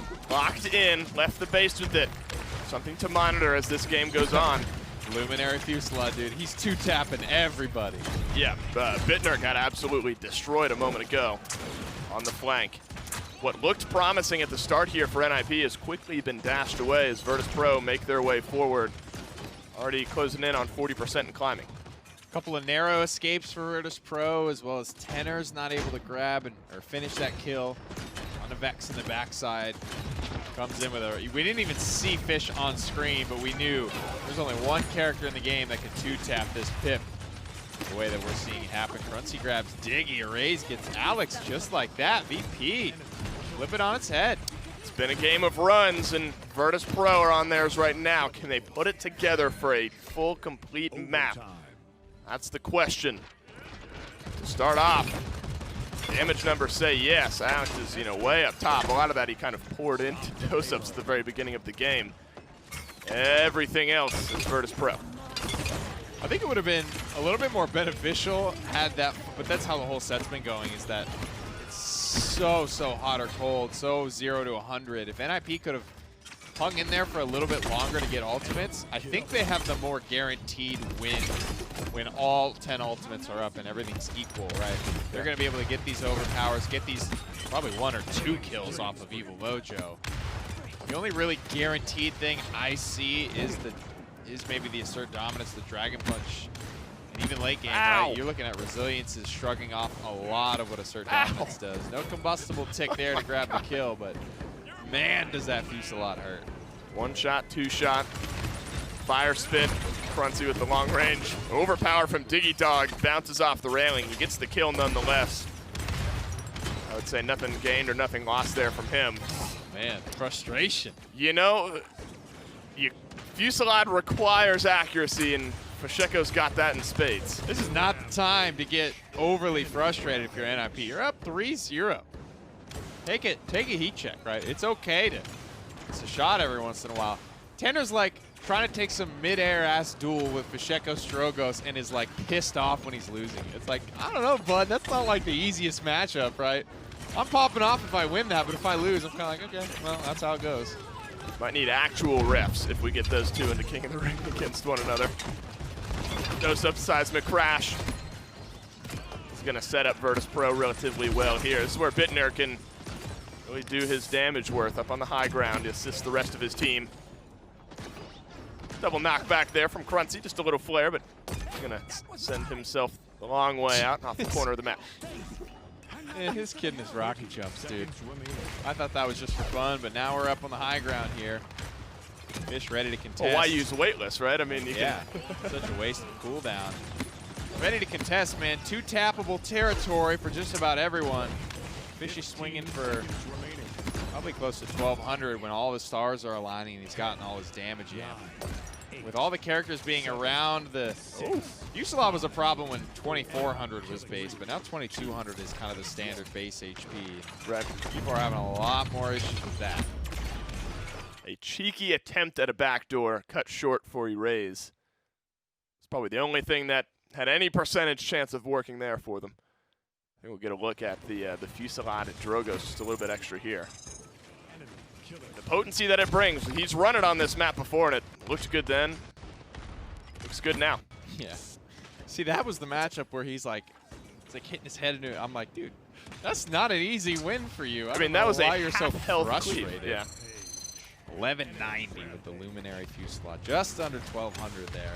That's a 2-tap. That is a big, big boy.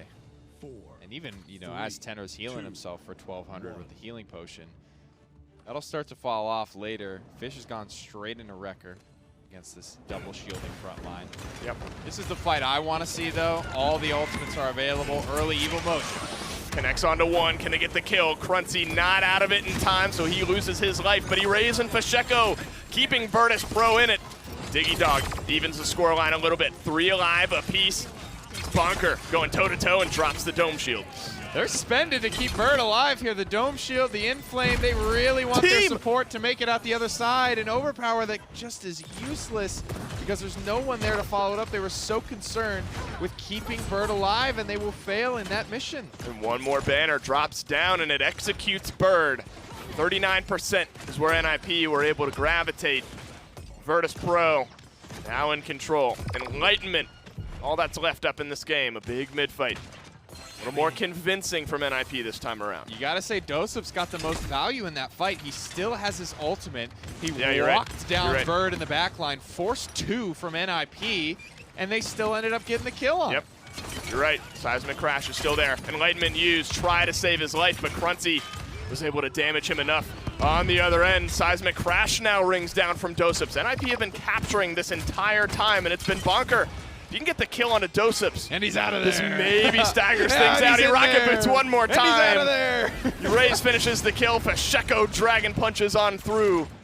Virtus.Pro may have just sealed up this last mid.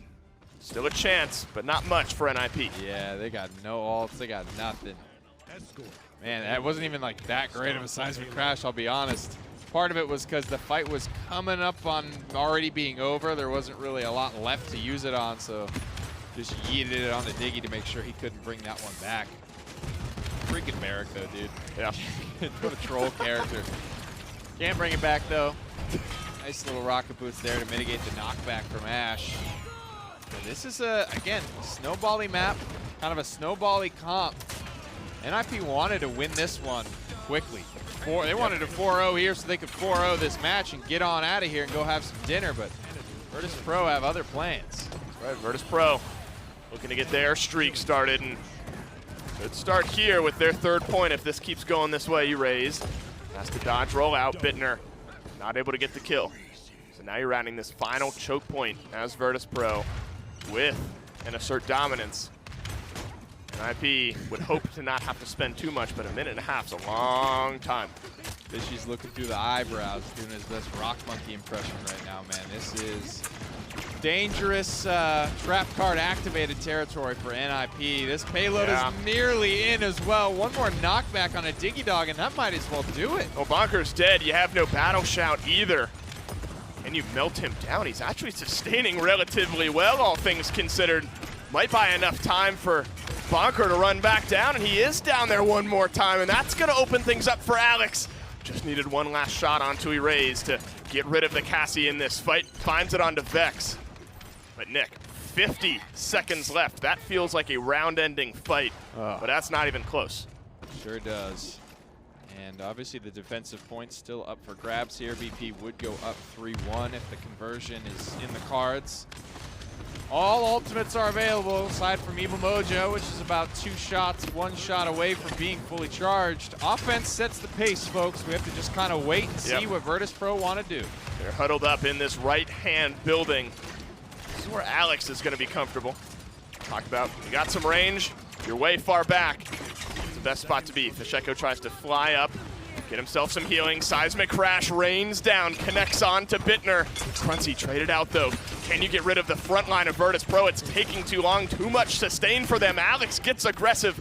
Just needs one more shot on Pacheco, who flies up, gets the rotation, but it's a 1-for-1 trade. He gets the kill, Dave, but it doesn't even really look like that was his plan. It didn't look like he knew Pacheco was there and was low, but he'll take it if it falls into his lap, I guess. Overtime finally expires in favor of the defense, in favor of NIP. The dust settles on a 2-2 scoreline here. This was, I think, you know, not the ideal draft for Virtus.Pro. We all kind of favored what NIP had a little bit. But it's so much tied to just the performance of the left clicks of Pacheco. So mechanical, it's very simple. There's really not a lot to break down. He hits the rocket and does 1,200 damage, kind of like a mobile sniper, right? Right. Or he misses and does exactly nothing. So a lot of it comes down to what the young man David can connect on. It's been connecting On a at lot. least 16 targets. Yeah. Call it tied for top damage in the game. Him and Alex balanced in a battle for top damage in the game. The next highest, 15,000 less. Flame, ultimates flying early in this round. Pacheco maybe considering a target, flies down and times out, not in time, and Alex is able to get the trade, lets an Enlightenment fly as well. Doesn't connect on that one. Virtus.Pro though, worse for wear. It is a 1-for-1 trade with Vex, or excuse me, with Bird falling for NIP. But neither will the Evil Mojo. That one was burned. I didn't see anybody die off the back of it. That's a key decision made by Pacheco that does not pay off. Easy decision there for Diggy Dog, a grab, the windup and the pitch. But it's all kind of even, Dave, about 36% when that fight ends. I bring up Vex, and in this context, a through time and space is the only ultimate ready. Could pull Virtus.Pro back into this mid fight with 78% for NIP. Lets it up, lets it fly. No kill to be found there. He is gonna move forward with dose-ups. So now Virtus.Pro back under the point, and NIP trying to slow play the end of this round. 90% here for Ninjas in Pyjamas. Nothing really close in the ultimate department on NIP's side. However, 94% for Dragon Punch, now fully charged. Seismic Crash fully charged. Just going to be used to confirm the kill. A double on the Bonker. E-Rays makes it 2. Fasheko misses one more Dragon Punch, but consider it a repositioner as he gets the kill onto Alex. Virtus.Pro 1 point away from grabbing themselves a win in this set. NIP been gutsy on the defense, have kept things close. They've got to figure out this mid if they're even able to defend one more time. You know, it's a silver lining for sure, but you do retain 30% of that charge when you fail to find a target with Dragon Punch. If you do hit a target that's immune, it'll consume that whole charge, but when you're battle shouting like Digidog was, you're completely immune. Nothing can even connect. You can't apply a debuff. You can't do anything to Khan during those immunity frames. So again, it's a silver lining, but it ends up meaning a whole lot more. Nick, this is not looking good for NIP. Completely staggered out this close to your base. Virtus.Pro just need one last little bit of zone. Crunty could look for the assert dominance up onto the high ground to lock a couple down. He's going to save it for right now. Inflame for NIP, maybe needing to get used here. Dome shield down into the low ground. Assert dominance caught out midair. Virtus.Pro, that's all they needed to see. They're going to let this one ride out and give it one more chance in a minute. You know, when you see shots like that, that's why you start to understand why Tenor was looking so frustrated when he didn't win that mid-air duel with Drogos, because that's just par for the course, baby. This is one of the best DPS players in the world, and I think he expects that of himself. A lot of ultimates available for NIP, but they had to spend Dome Shield recently as well. Virtus.Pro are wanting this, though, Dave. They want to end this game. They're looking to do it now. Third time in space, tried to peel and found a kill. That's an Evil Mojo down onto a couple. Bittner cleans up one for the kill, but Virtus.Pro strong at 4. NIP weak at 0. And Virtus.Pro, they're going to dash Vex's 4-0 prediction aside and grab themselves win number 1. Oh, this could be the beginning of the end here, man. I don't know. Reverse sweeps are extremely uncommon. We've only ever had one in the entire history of the Premier League. Granted, it happened last week, but recency bias here. NIP never felt in control of Brightmarsh, man. Never really saw any huge Evil Mojos or anything like that. I don't know. There's those weird picks sometimes, right? We said that about the Drogos on Frozen Guard, too. It's like, I don't know about this, right? We just said it about Virtus.Pro, but they just proved us wrong. This is a team that can just pop off with seems like anything. You're right. That was defensive back foot effectively the entire game for NIP. They still have themselves 3 wins, though, so still just 1 win away from taking this set over Virtus.Pro. Plenty of gap there. See if they can close it out as the PPL returns right after this. Respawn, the official gaming chair of the Paladins Premier League.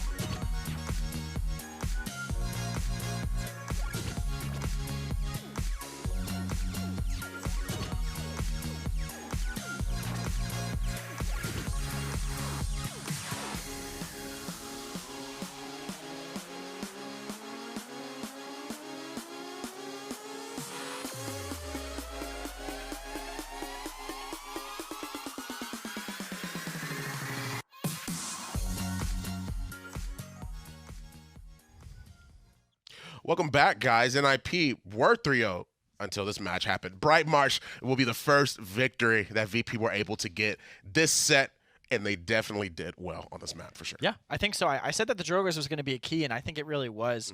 Fisheko with that Fusillade.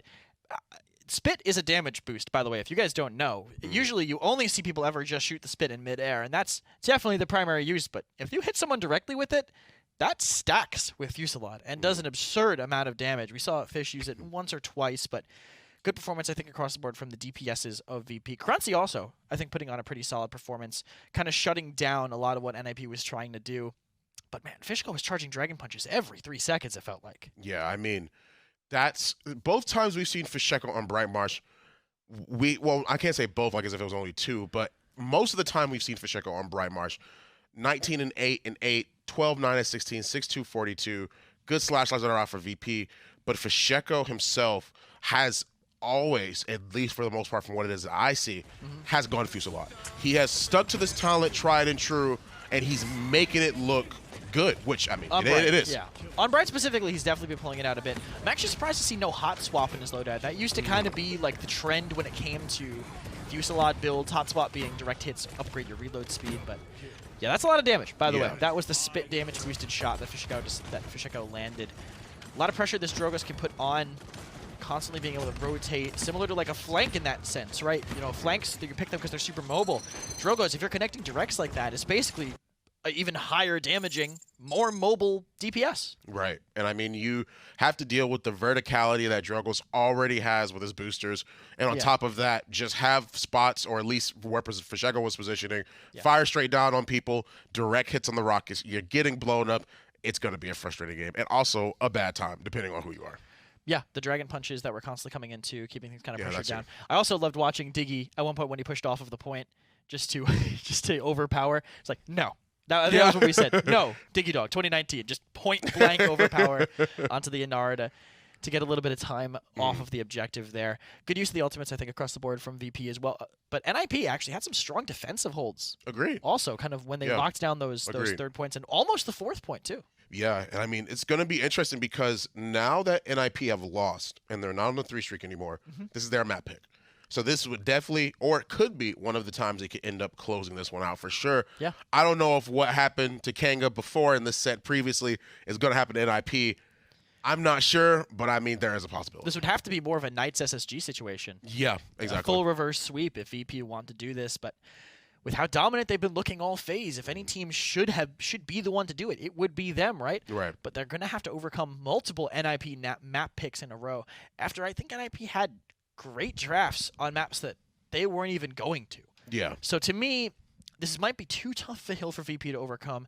Really depends on how much this momentum affects them, right? How much this W they just took can give them confidence, I think, in the picks that they make. And it's also going to be a testament to see if NIP are able to overcome the hurdle, because to overcome the hurdle that was their morale boost, because of the fact that, you know, like that's what we were talking about. Like we were talking about Bees being there. That's like a little bit of like what he was doing. Well, what level of morale boost do they have? I think it's, well, they're gonna need at least like 2 if they're gonna be able. They're to gonna need ROM, their new ROM talent. Yeah. Oh yeah. Well, 60%.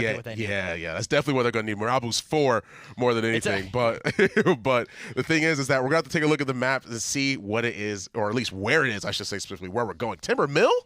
Yeah. Not too surprised. What map is this, Kresnik? I don't think I don't recognize this one. What? Timber Mill? What's going on? I was about to say it's in ranked, but I don't think it is anymore. No. Either way, Timber Mill, very vertical, very sniper heavy. But we saw snipers banned on Frog Isle, another map that we would consider pretty sniper centric. We'll see if they end up banning those things, how they feel about the picks and bans that they do. 9 seconds left on the ban timer here, and immediately a sniper banned. Wouldn't be shocked to see a response on a Strix ban from VP. Strix being normally more highly prioritized over Kinessa. VP probably don't want to give that away to NIP in the first pick slot. Or maybe they just think they can get it. They leave everything else open, you know? Leave the power tanks open, leave everything open. Maybe Strix will go to VP if NIP see more value in something else. You've dealt with Kinessa, you've dealt with Strix. You get rid of both snipers. But here's the thing. Are you concerned about a potential Willow on this map? I mean, the thing is that you have the Atlas right there. I can't imagine they would want to give one of the power tanks to NIP because of such a strong performance from Diggy right there. If they give them a call up again, can be problematic. Which one do you see has priority? between Willow and Makoa. Well, it was Makoa, but yeah, but like just in general Makoa before struggles that. on this map. Willow is really solid here, but there's so many. They're so open. So many hit scans can just farm. Right. The Makes Willow, sense. if she tries to go up there with a Makes Fae Flight, do a lot of pressure. Khan ends up being the first pick for NIP. Overpower, very impactful at countering the backlines on the other side. Just overall pretty good. And VP respond with a pretty flexible start. Barrick, Genos. Genos able to heal through walls on this map, which lets your team play a little bit more mobile, more flexible. And Barrick, while on the point, he can poke back at everybody else on the map, which no other point tank can really do. Right. I mean, you have the Luminary buff, you've got the healing, you've got the frontliner on VP's side. Now, NIP are the ones leading with their own front line as well. They'll be able to pick 2 more characters coming in soon, I'm sure. But who do you try and like? What do you think went wrong? Do you think it was the draft that NIP just didn't have right last go around, like on Bright Marsh, or what do you think? I think the draft could have been fine, but what do you do against Fasheko when he's hitting directs like Makes that? sense. What do you do? I mean, you can pick Buck. Having a counter like that, Buck wouldn't be too surprising on this map. I think with Eevee and Maeve up, the only thing that's surprising about it is that Eevee and Maeve are still up, but he's had a great performance. He counters a lot of the other flanks. That could be it. They just want the counter flank now to put out whenever they want. Also, low resources. Now they can put even more pocket power into this Victor. They can keep Tenor popping off, keep him healthy, and boosted by whatever DP, whatever support they end up getting. Wouldn't be shocked to see a Furia at this point. The range on her heals is really big, plus the Inflame with how open the map is. It's hard to get away from that boosted damage. Yeah, I mean, you've got Victor, you got Buck as well. Buck, we're seeing him again for another time today. I mean, he's been on the rise. I mean, when you see performances like this coming out from both NIP and VP, VP are actually looking at the EV, looking at EV Cassie, so those are going to be the 2 DPS they lock in. But you see these performances already, it really makes you consider who's going to be the one that's going to end up taking Worlds. Like, how's qualifiers going to go? What's going to happen? Because it's going to be insane. Qualifiers is going to be interesting because all these metas are going to slam into each other at once. You Yeah. know, console meta, minor league meta, PPL meta are all going to hit. We're going to have to see which one ends up sticking and winning. Unwanted stranger. Nara and Ying potentially could round out this draft for NIP, and that's a lot of sustain potential. We knew it was going to be a Nara. They really needed a point tank, but that Ying to boost the sustain of the Khan, the Inara, and also to have a lot of mobility with the Illusory Rift teleports. Good draft from NIP. VP could actually still go triple DPS here. That's true. I was going to say maybe Drogo's, but I realized that's probably an awful idea into a Victor on this map. Yeah.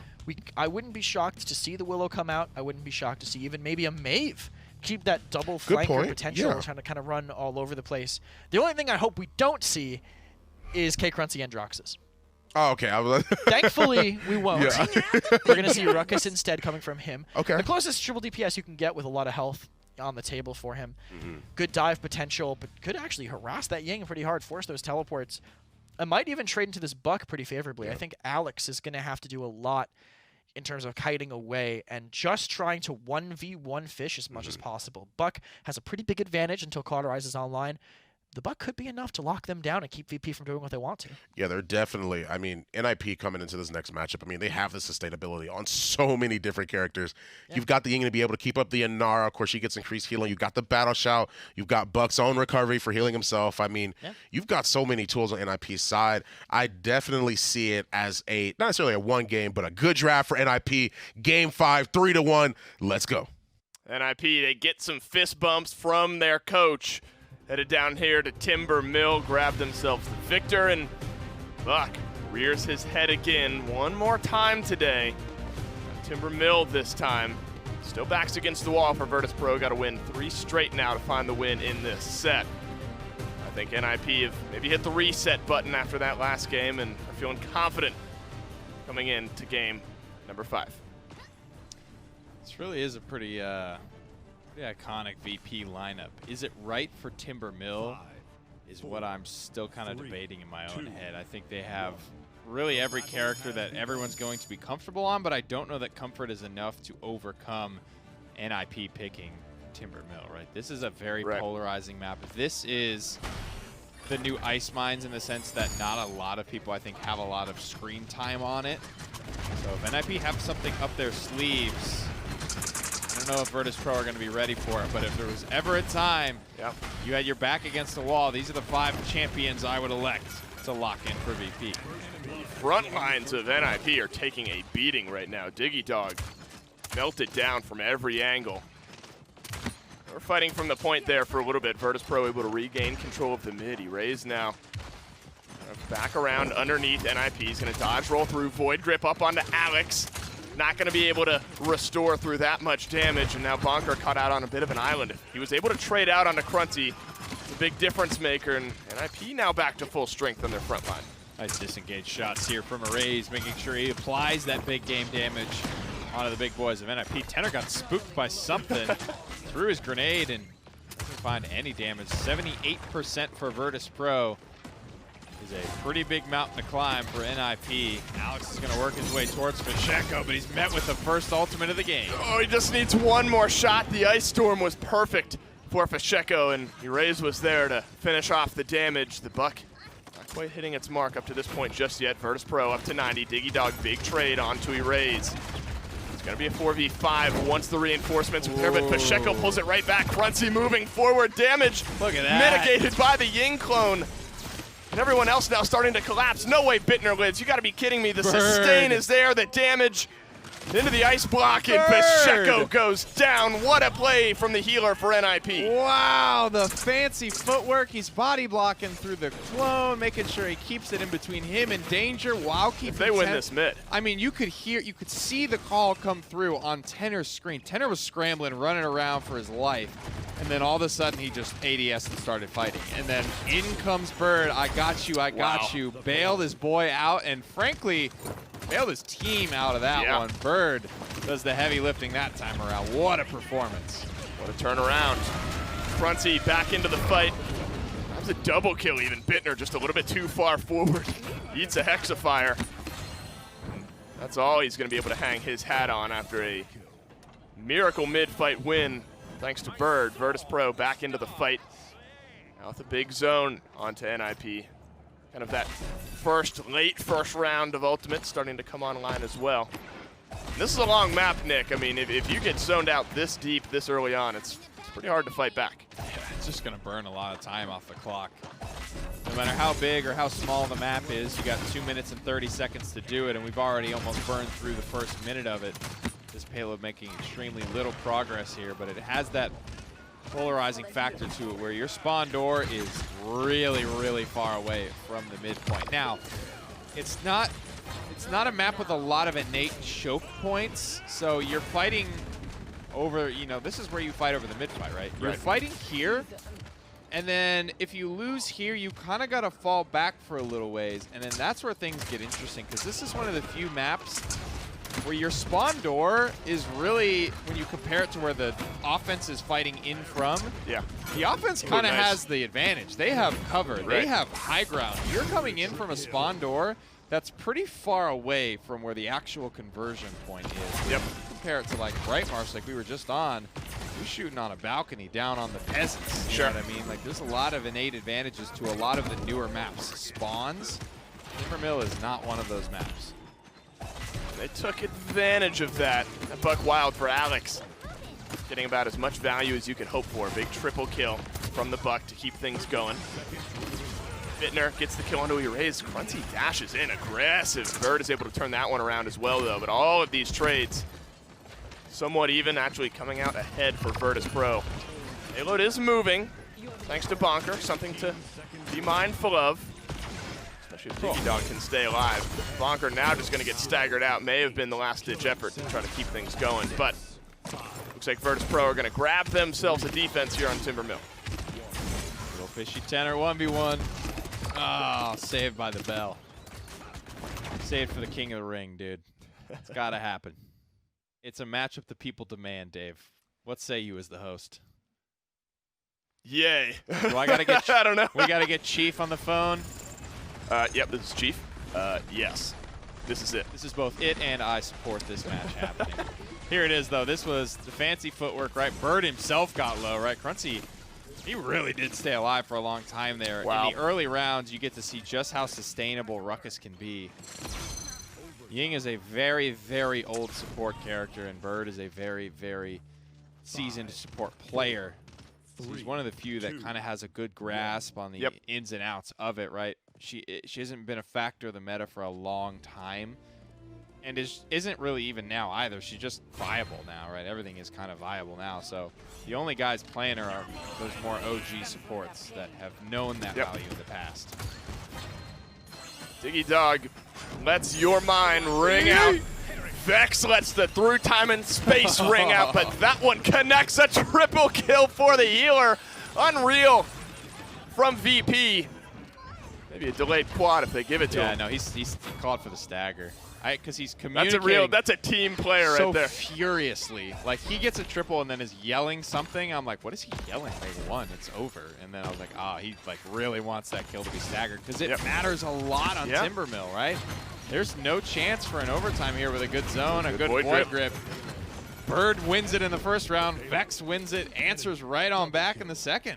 It's that simple. That's always the connection, though, isn't it? Whenever there's a Genos on this map, if you know there's not like kind of sniper v sniper, which we haven't seen in a minute on Timbermill.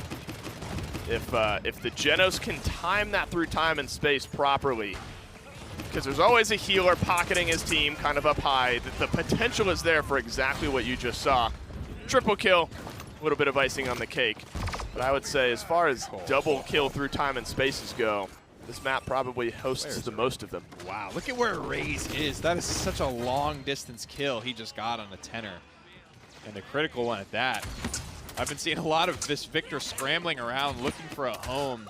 Yeah, this is that transition that we never got to see in the first round. It's awkward, right? There's where you dig in is it's kind of up to you. You don't want to get too far out there, but at the same time, you don't want to give up too much space to the payload. It's like this awkward balance. You have to be really careful that you don't leave yourself too susceptible to being dove, but you don't give up too much free ground at the same time. NIP have to be very kind of decisive about how much ground they give up here.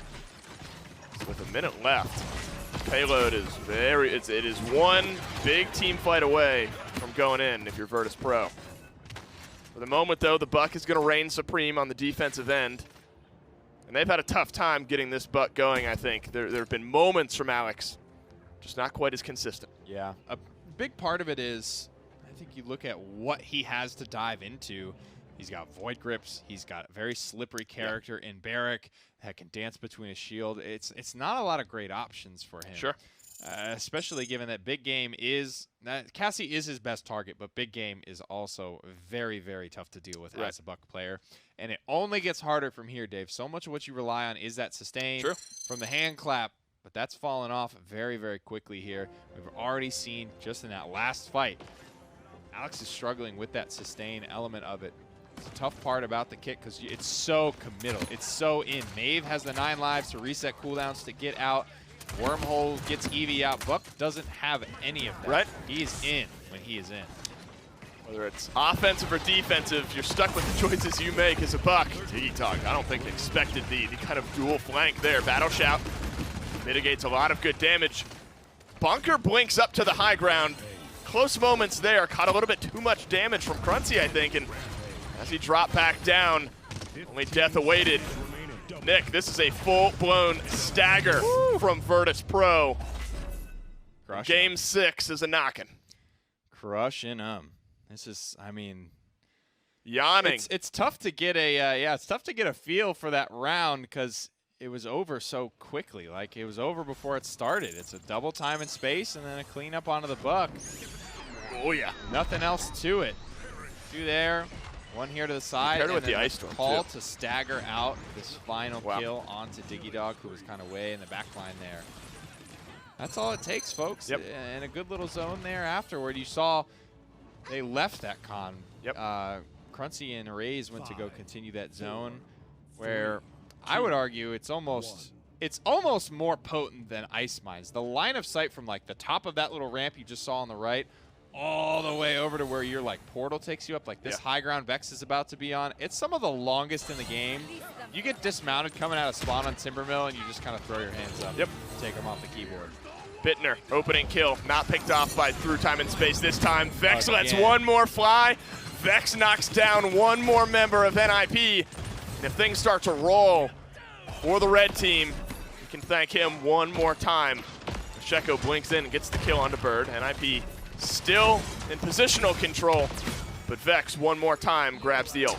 He wants Alex here, and they're making a pretty concise choice not to pressure Bonker too heavily. Comeback Mechanic almost gets the job done, but again, even with that huge lead, a good zone on Timbermill sometimes is just enough, and you don't get a second chance.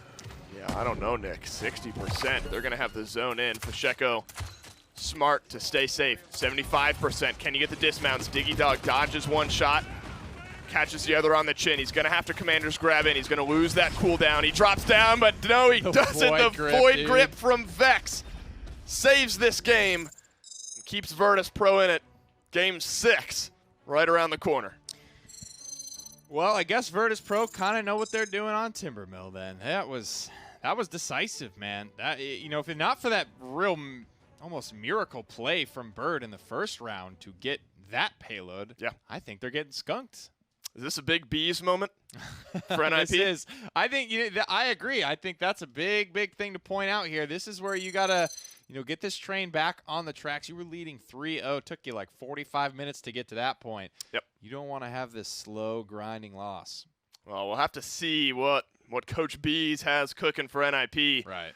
After a roaring start, can be staggering. You know, one loss, you maybe brush it off. As things start to get going here for Virtus.Pro, maybe you start to question what's going on. NIP still with one game to win it. Find out if they can do it right after this. iNap, powering the control room for the Paladins Premier League.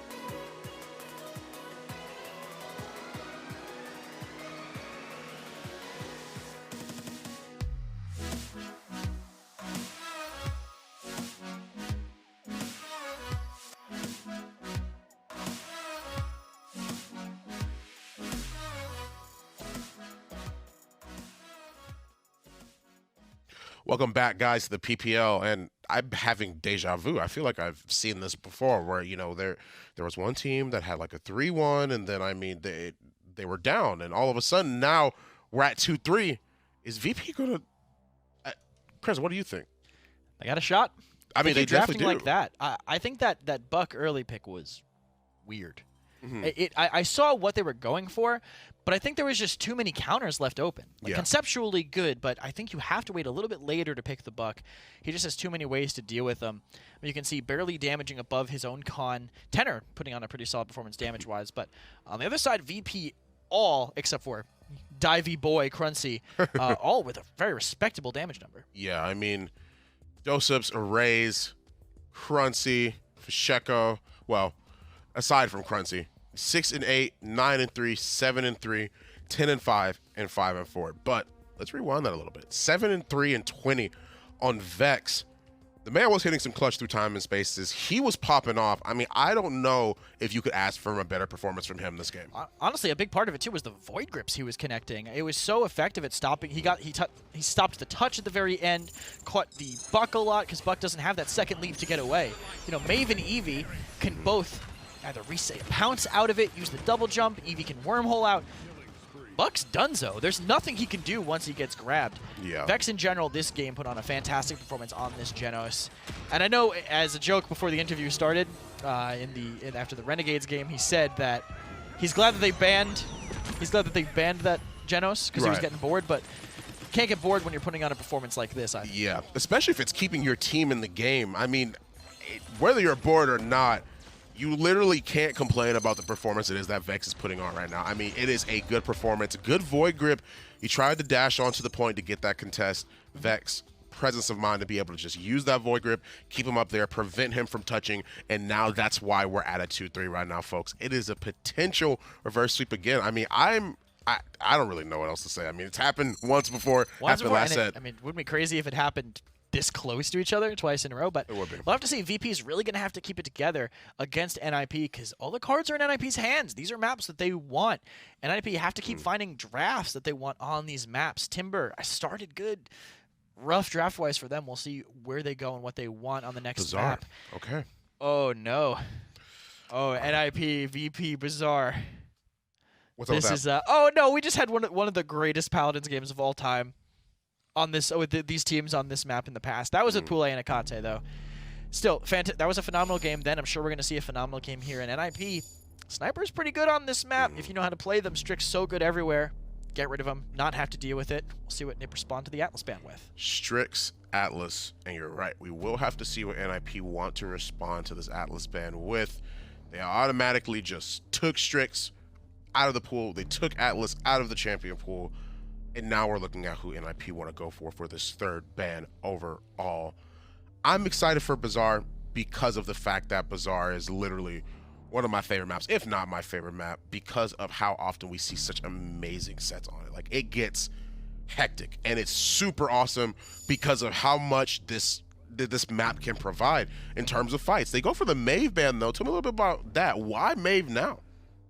To force them to ban the other power tank, because if they just let Makoa through, then NIP get an unanswered Makoa. Right, makes sense. And they could also get a flanker. They could also either they're going to get a flanker on the other side, or NIP can get EV for themselves and kind of monopolize that, force Fish onto the Buck or something like that. We'll have to see. Barrack's going to be the first pick for them. They take a priority point tank that can kind of respond damage-wise. Also hold a lane pretty well. VP, though, what will their response be? I would assume an off tank and probably Vex, we can still see you. That hood ain't coming a down for flanker, I would say. They could take like a Con Eevee here. Eevee pretty good on this map, able to harass over the doors, spam through the doors. A lot of flexibility the Eevee brings to the draft, so wouldn't be too shocked. Oh yeah, Ash Eevee too. Ash is insane on this map. What am I thinking? Ash instead. After the performance that Vex just had on Genos, I think I would pick Genos over a lot of other things here too. Yeah, I agree as well. Ash, Genos, you got your frontliner. You've got your healer as well. I mean, that's going to play... it's definitely going to play and play its part and do its dues, because the fact that you have this third dominance, you have the sustainability, especially since there are a lot of surprising places that are very, very close together. She has a lot of places she can bonk her head up on and then come immediately right back down. Yeah, right? all the little hangers that are above exactly right above the side walkways let you do those quick ults. Even the gates, if you can manage to get into them when they're open, even the gates will still let you pull that off and get the fast ults, get those stuns. The quicker you can get that stun off, the more you can surprise people, basically. If they don't expect the stun to immediately be landing, they might overextend. You can catch someone out with it. Yeah. NIP, though, ending up... Great start for them. If they end up with this Eevee, that's taking that... Not only is that taking that away from Fisheko, but it's also giving them Barrack Khan, which has been a really successful lineup for them since the set started. Yeah, Barrack, Khan, Eevee. You've got both your frontliners. You've got your flanker. Definitely can pose a problem for the Ashe. Definitely can pose a problem for the Genos if they are playing very, very carefully, which I would imagine that, of course, they would be. I mean, it is pretty close as is. NIP need to be able to close this game out to make sure that they can just win. Like, they can just win this set and be done with it. You don't want to give VP any more momentum because clearly they're using it. They have 2 wins already in a row. Cassie and Nara are going to be who VP are going to go for these next couple of picks. You've got the sustainability with Anara. You've got the Wrecker. You've got the power to be able to blow up those shields with Cassie, as well as having big game, excuse me. I also think the Cassie also might be taking it away from the other side, right? You get Cassie so they don't have the big game against the Anara and the Ashe, where I think it's more effective than the Barrack Khan, personally. NIP might end with this Furia, give them the chance to dive in with that Inflame. I think VP, if NIP don't take Leon here, they're going to take Victor instead. To me, this screams like a double backline, potentially, composition for them. I think if they come out with a Cassie, with a Leon, it's going to make it very difficult for Alex to get in on that Eevee. And this map is so open in the mid-fights, which, in the end of the day, that's what matters. The mid-fights are super important. Right. Having both of that together, it's going to be huge. Potentially Buck instead. Are you not I'm gonna lock it in. Range-wise, this Buck might struggle. If they dismount him, I don't know what he's going to be able to do. He might be able to go in and clean up on some of the damage that Cassie does. We saw Buck be successful earlier. I find it hard to write it off, but I think this map might just be too big. Yeah, I mean, you literally have the Buck being a present factor overall on VP's side. You have that power, you have that potential. You've got the staying power with Anara as well. You've got the potential with Buck too. I mean, you have a lot of different opportunities for VP to be able to take this one for sure. But NIP, this could be it. 3-2 already with Bazaar. They're looking pretty good. We'll have to see how they do in Game 6, though. There's something about Bazaar and forcing Game 7s, Nick. I think that the Buck, maybe that's a roll of the dice here for Virtus.Pro. Lots could go wrong. Lots could go right.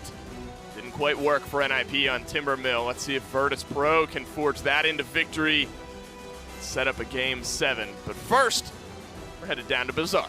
Love getting the chance to see this map. This is, it had been a while for this one too. I know Frog Isle was one I missed out on a whole lot. And it will be Fish playing the Buck. It's part of, he's been a part of metas where Buck was very, very strong, but he was never really the Buck player for his team. And this is kind of the fun of seeing a champion like this reemerge, because you get some old Bucks. Oh my God. But it's really been K Cruncy today that had the better Buck performance. Fish has proven just about every character that he feels good on. Look at those headshots, man. Those headshots are potent. Oh, 1K plus. Destroys Bonker up on the high ground. You think you're safe, and then some jump shots. That just, chips away at your health is maybe an understatement. What a start from Virtus.Pro. Pushes themselves to point number 1 erased to cap it all off. Actually is Bonker, I say that. There's a sneaky Barrack in the back. He's going to corner himself off in the shield just to buy some time for NIP. He's going to die. Who can come back in time? Is he? Wait, he stayed alive. Yeah. Finally, he raised. Dodge rolls back. Did he buy enough time, though? That's the question. Diggy Dog does get a kill, but not in range to get a touch. All for naught for the Barrack. Dang. I mean, what an electrifying start for the Buck. I think, one of the main weaknesses we highlighted of this character was you just have to be decisive, right? When you're going in, you're in. When you're going out, you're kind of out. I think Bazaar, as far as getting in, it lends itself pretty well to you walking up to the fight. You know what I mean? There's a lot of, you can hide in these hallways, make it through to, the enemy's territory relatively unscathed, leaving your jump cooldown to either, be an exit path for you or potentially chasing down another kill. It doesn't do anything really at base besides mobility. Buck's kit is extremely simple, almost like Fernando. He heals, he jumps, he slows you, and he does damage. Nothing else, no frills. It's either enough of that type of stuff or it's not enough of that. He does 3 simple things, but does it all very well. Yeah. A good start for Fasheko. These are important trades for Virtus.Pro, or for NIP, excuse me, to keep them kind of in it here on the defense. Traditionally a relatively hard push on Bazaar. Not uncommon to see 0.6s, 0.7s on this map.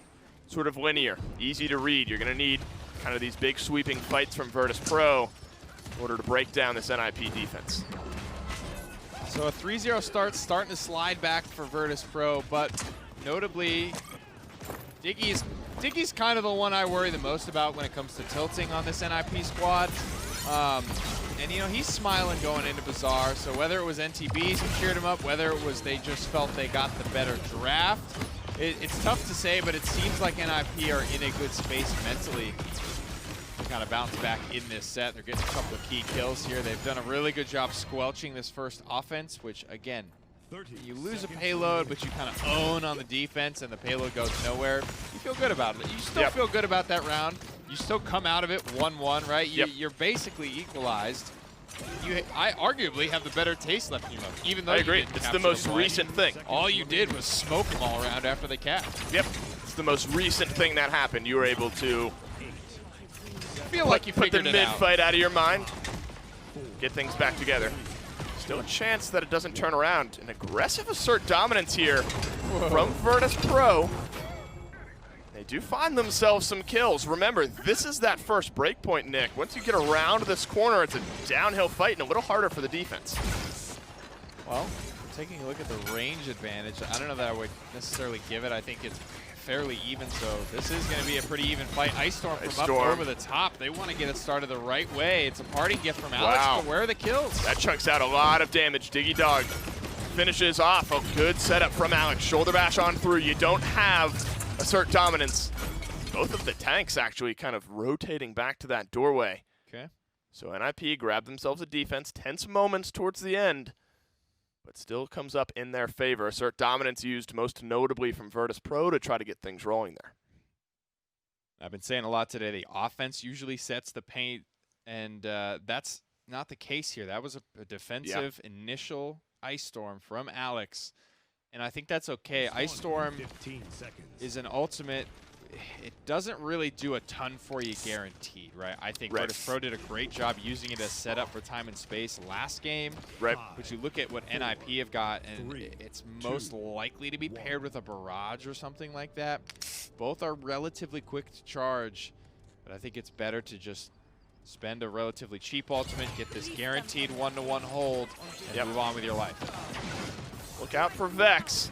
Did it last game. Potential's always there this game. Seismic Crash drops down from Virtus.Pro. Bittner on the victor. Quiet game so far, but gets the opening kill onto Pacheco. Tosses another one to the wayside. Sweeping fight from NIP. Doseps is just going to mitigate some capture. Maybe could have escaped there, but realizes that mitigation is more important. I think he was trying to put himself in the Bermuda Triangle. Right behind him. And he cut it a little too close and lifted himself up out of that. Because you can buy a lot. The wall lasts for a long, I think it's like 8 seconds. It lasts for a long time, so you're getting a lot of cap off of that if you pull it off. Barrage just a zone, the right-hand side here for Bittner. Restore, used for Pacheco, not enough to keep him alive through time and space wide. One more time, Virtus.Pro, no ultimates to retake. Dome Shield, Overpower, both used. Erase, though, grabs the kill, Nick, as Bittner moves forward into the point. There it is, grenade goes out. Actually goes a little bit wide of Cassie. Erase doing a good job juking around these pillars. 2 bursts connect, and that's all she wrote for Erase. The up down from Crunchy is outside of the objective, not what he wanted. You might be able to walk back around and get back in favor, but you have to go out of your way. NIP grabbed the most recent kills, but it's still a 2-for-2 trade. 3 for 3. Strong for both sides here. Alex soars high and above. Doseps throws up Mother's Grace. Inflame now for NIP. Might be the second one of the fight. That could be enough to turn this one in their favor. Melting away now is Bird. Overtime still on for Doseps, but he survives. Birdie boy crushing some headshots, some Enflame shots. Bird dies, but a lot of damage he leaves this fight with. His boys are in a great spot to take it home. Bittner had 2. Vex shut that streak down. It's all down to Crunchy.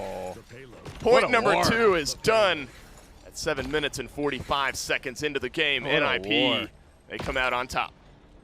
Good stuff from Diggy as well. I think he's the primary reason Pacheco has a lid kept on him that round. It felt like that was the primary target Diggy was trying to walk down. He's already at caught 3 as well. This is a tough task. I'm really curious. How does Fish bounce? Look at that. He used his sustain and still jumps away with like 10% HP. He is now getting nothing out of his Q. This is a tough spot to be in as a Buck player. And because this is happening, these fights are so long. You said it. It's a 2-1 at 7-8 minutes into this game, dude. It's such a long game that is shaping up here on Bazaar. So it's kind of like that power spike that Buck gets in the early game. Same thing like a Pip Evil Mojo falling off. Things that are heavily countered by items, man. You got a big objective like this. You got a lot of people spending a lot of time on a contested objective.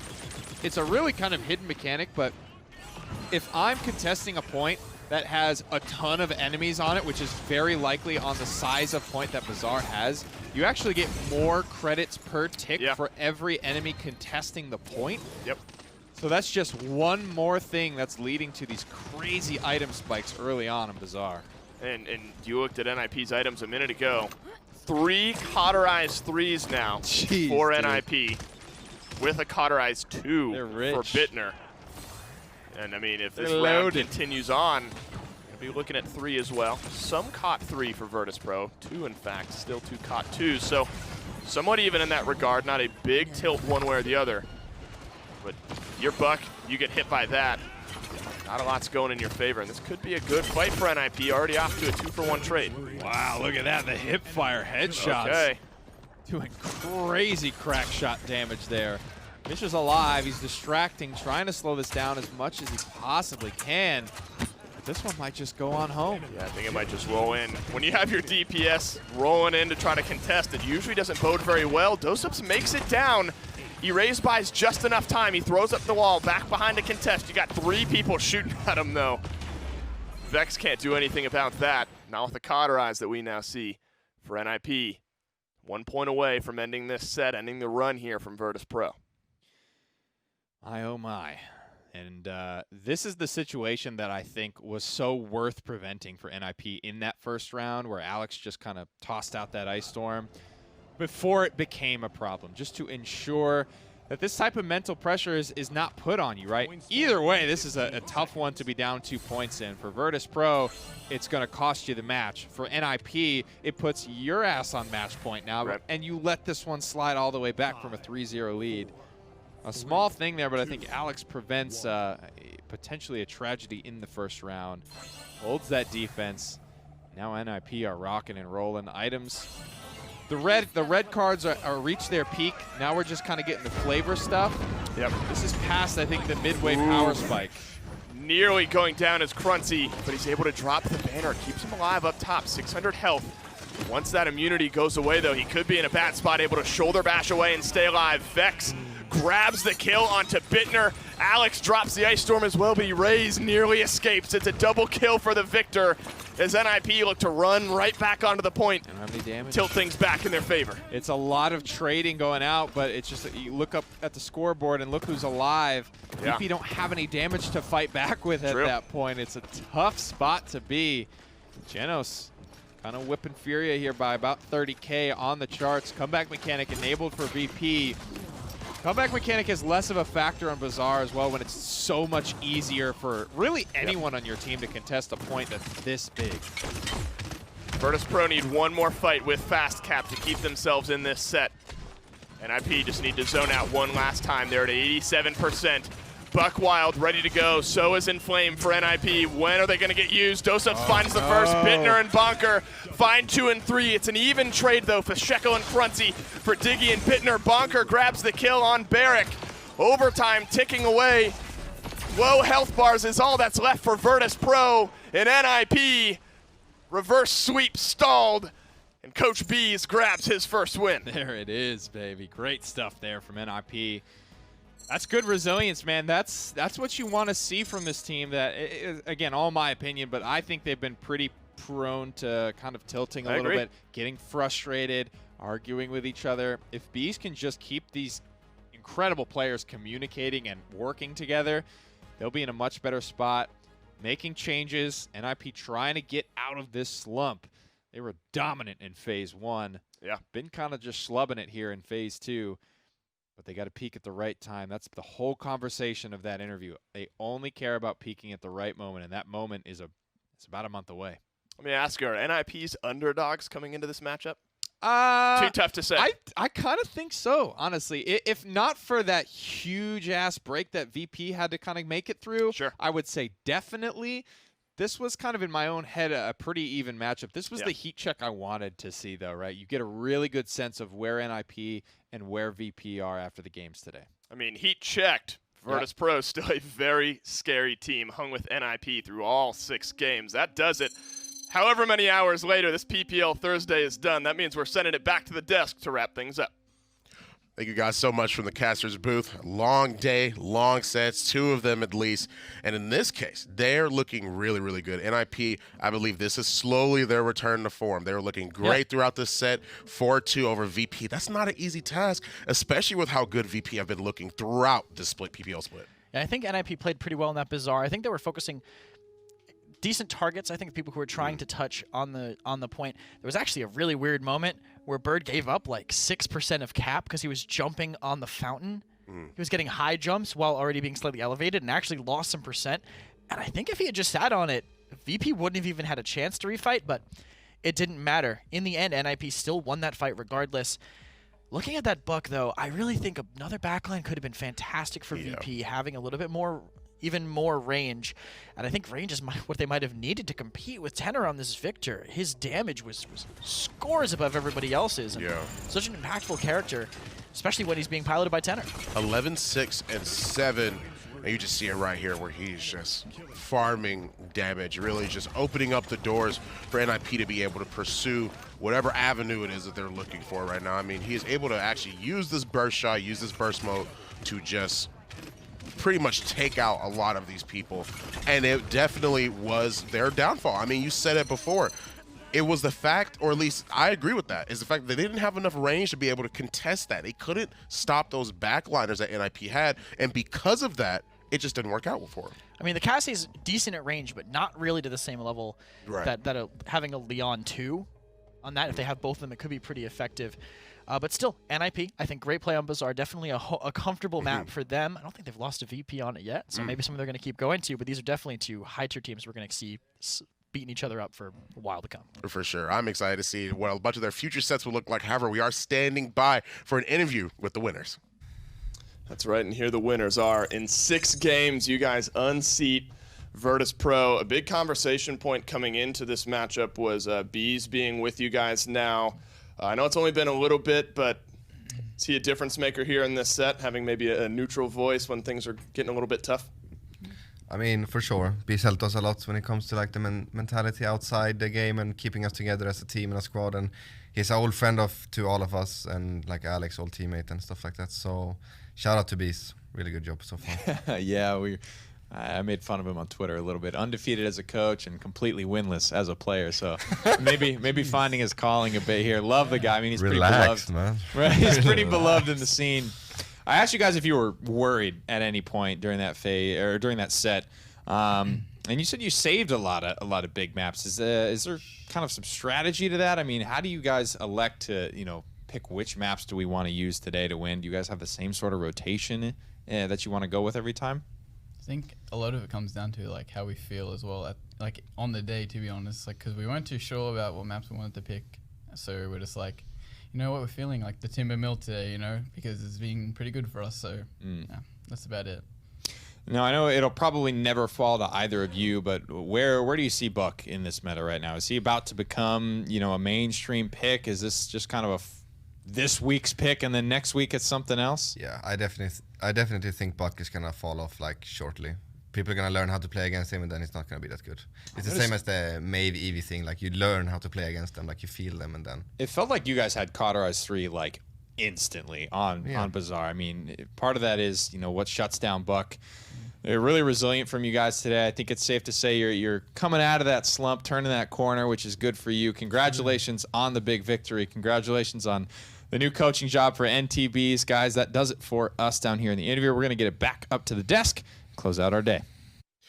Thank you guys for throwing it back to us. I'm really, really excited. I mean, just overall for how today went. I mean, there were a bunch of good games today, a bunch of good sets. Really, really long ones too, or at least it felt like it was long. I mean, on Kangas, it definitely went to Game 7. Today's schedule, here it is right here. VP ended up 4-0ing Renegades. You have a 4-3 for Not As Vincere, a reverse sweep, and NIP with the 4-2 to end things up.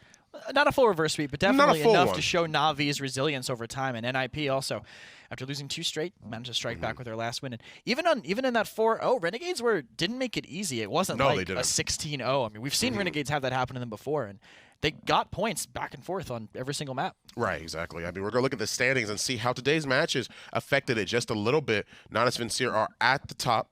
NIP close second. Team Envy third, VP fourth, SSG, PK, Kanga, and Renegades. And because of the one win the VP got today, that does solidify them in the auto qualification for the quarterfinals for HRX. Now, the only thing that I think can change is that 7th, 6th seed between them. Maybe if Knights win out, they could potentially overtake SSG at the bottom as well. But Knights don't play this week. Regardless, that'll be a discussion to have later. It's only those bottom seeds heading into the qualifier bracket that we're going to have to that are still up in the air. Right, exactly. I mean, this is going to be what tomorrow's games hold. VP versus non-FNC. I'm really excited for that one. That one's going to be sick. Kanga versus NIP as well, because the last time NIP played Kanga, they lost. So that's going to be a story in its own. SSG versus Renegades at the very, very end is going to be our last set for tomorrow, that is. And these sets all have potential to be really good. I mean, Renegades beat SSG the last time they played. True. Kanga just had a really close game against Na'Vi, so they might be able to do the same against NIP. And last time we saw VP Na'Vi play too, that was great. So super excited for tomorrow. It's going to be starting about the same time, right? 11 EST. 11 so a.m. Yep.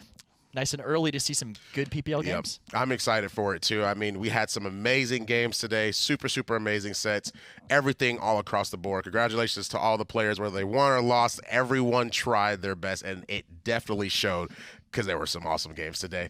I'm Fawn. This is Kresnik. That's all we got for you guys today. Remember, tune in at 11 a.m. Eastern tomorrow to see some more PPL action. Bye, guys. INAP, powering the control room for the Paladins Premier League.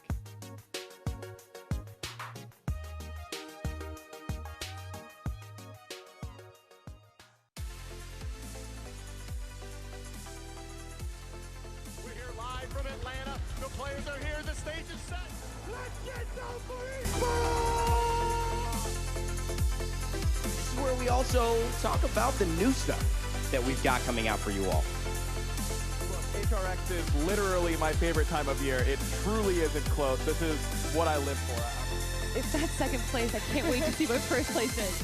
It is HRX.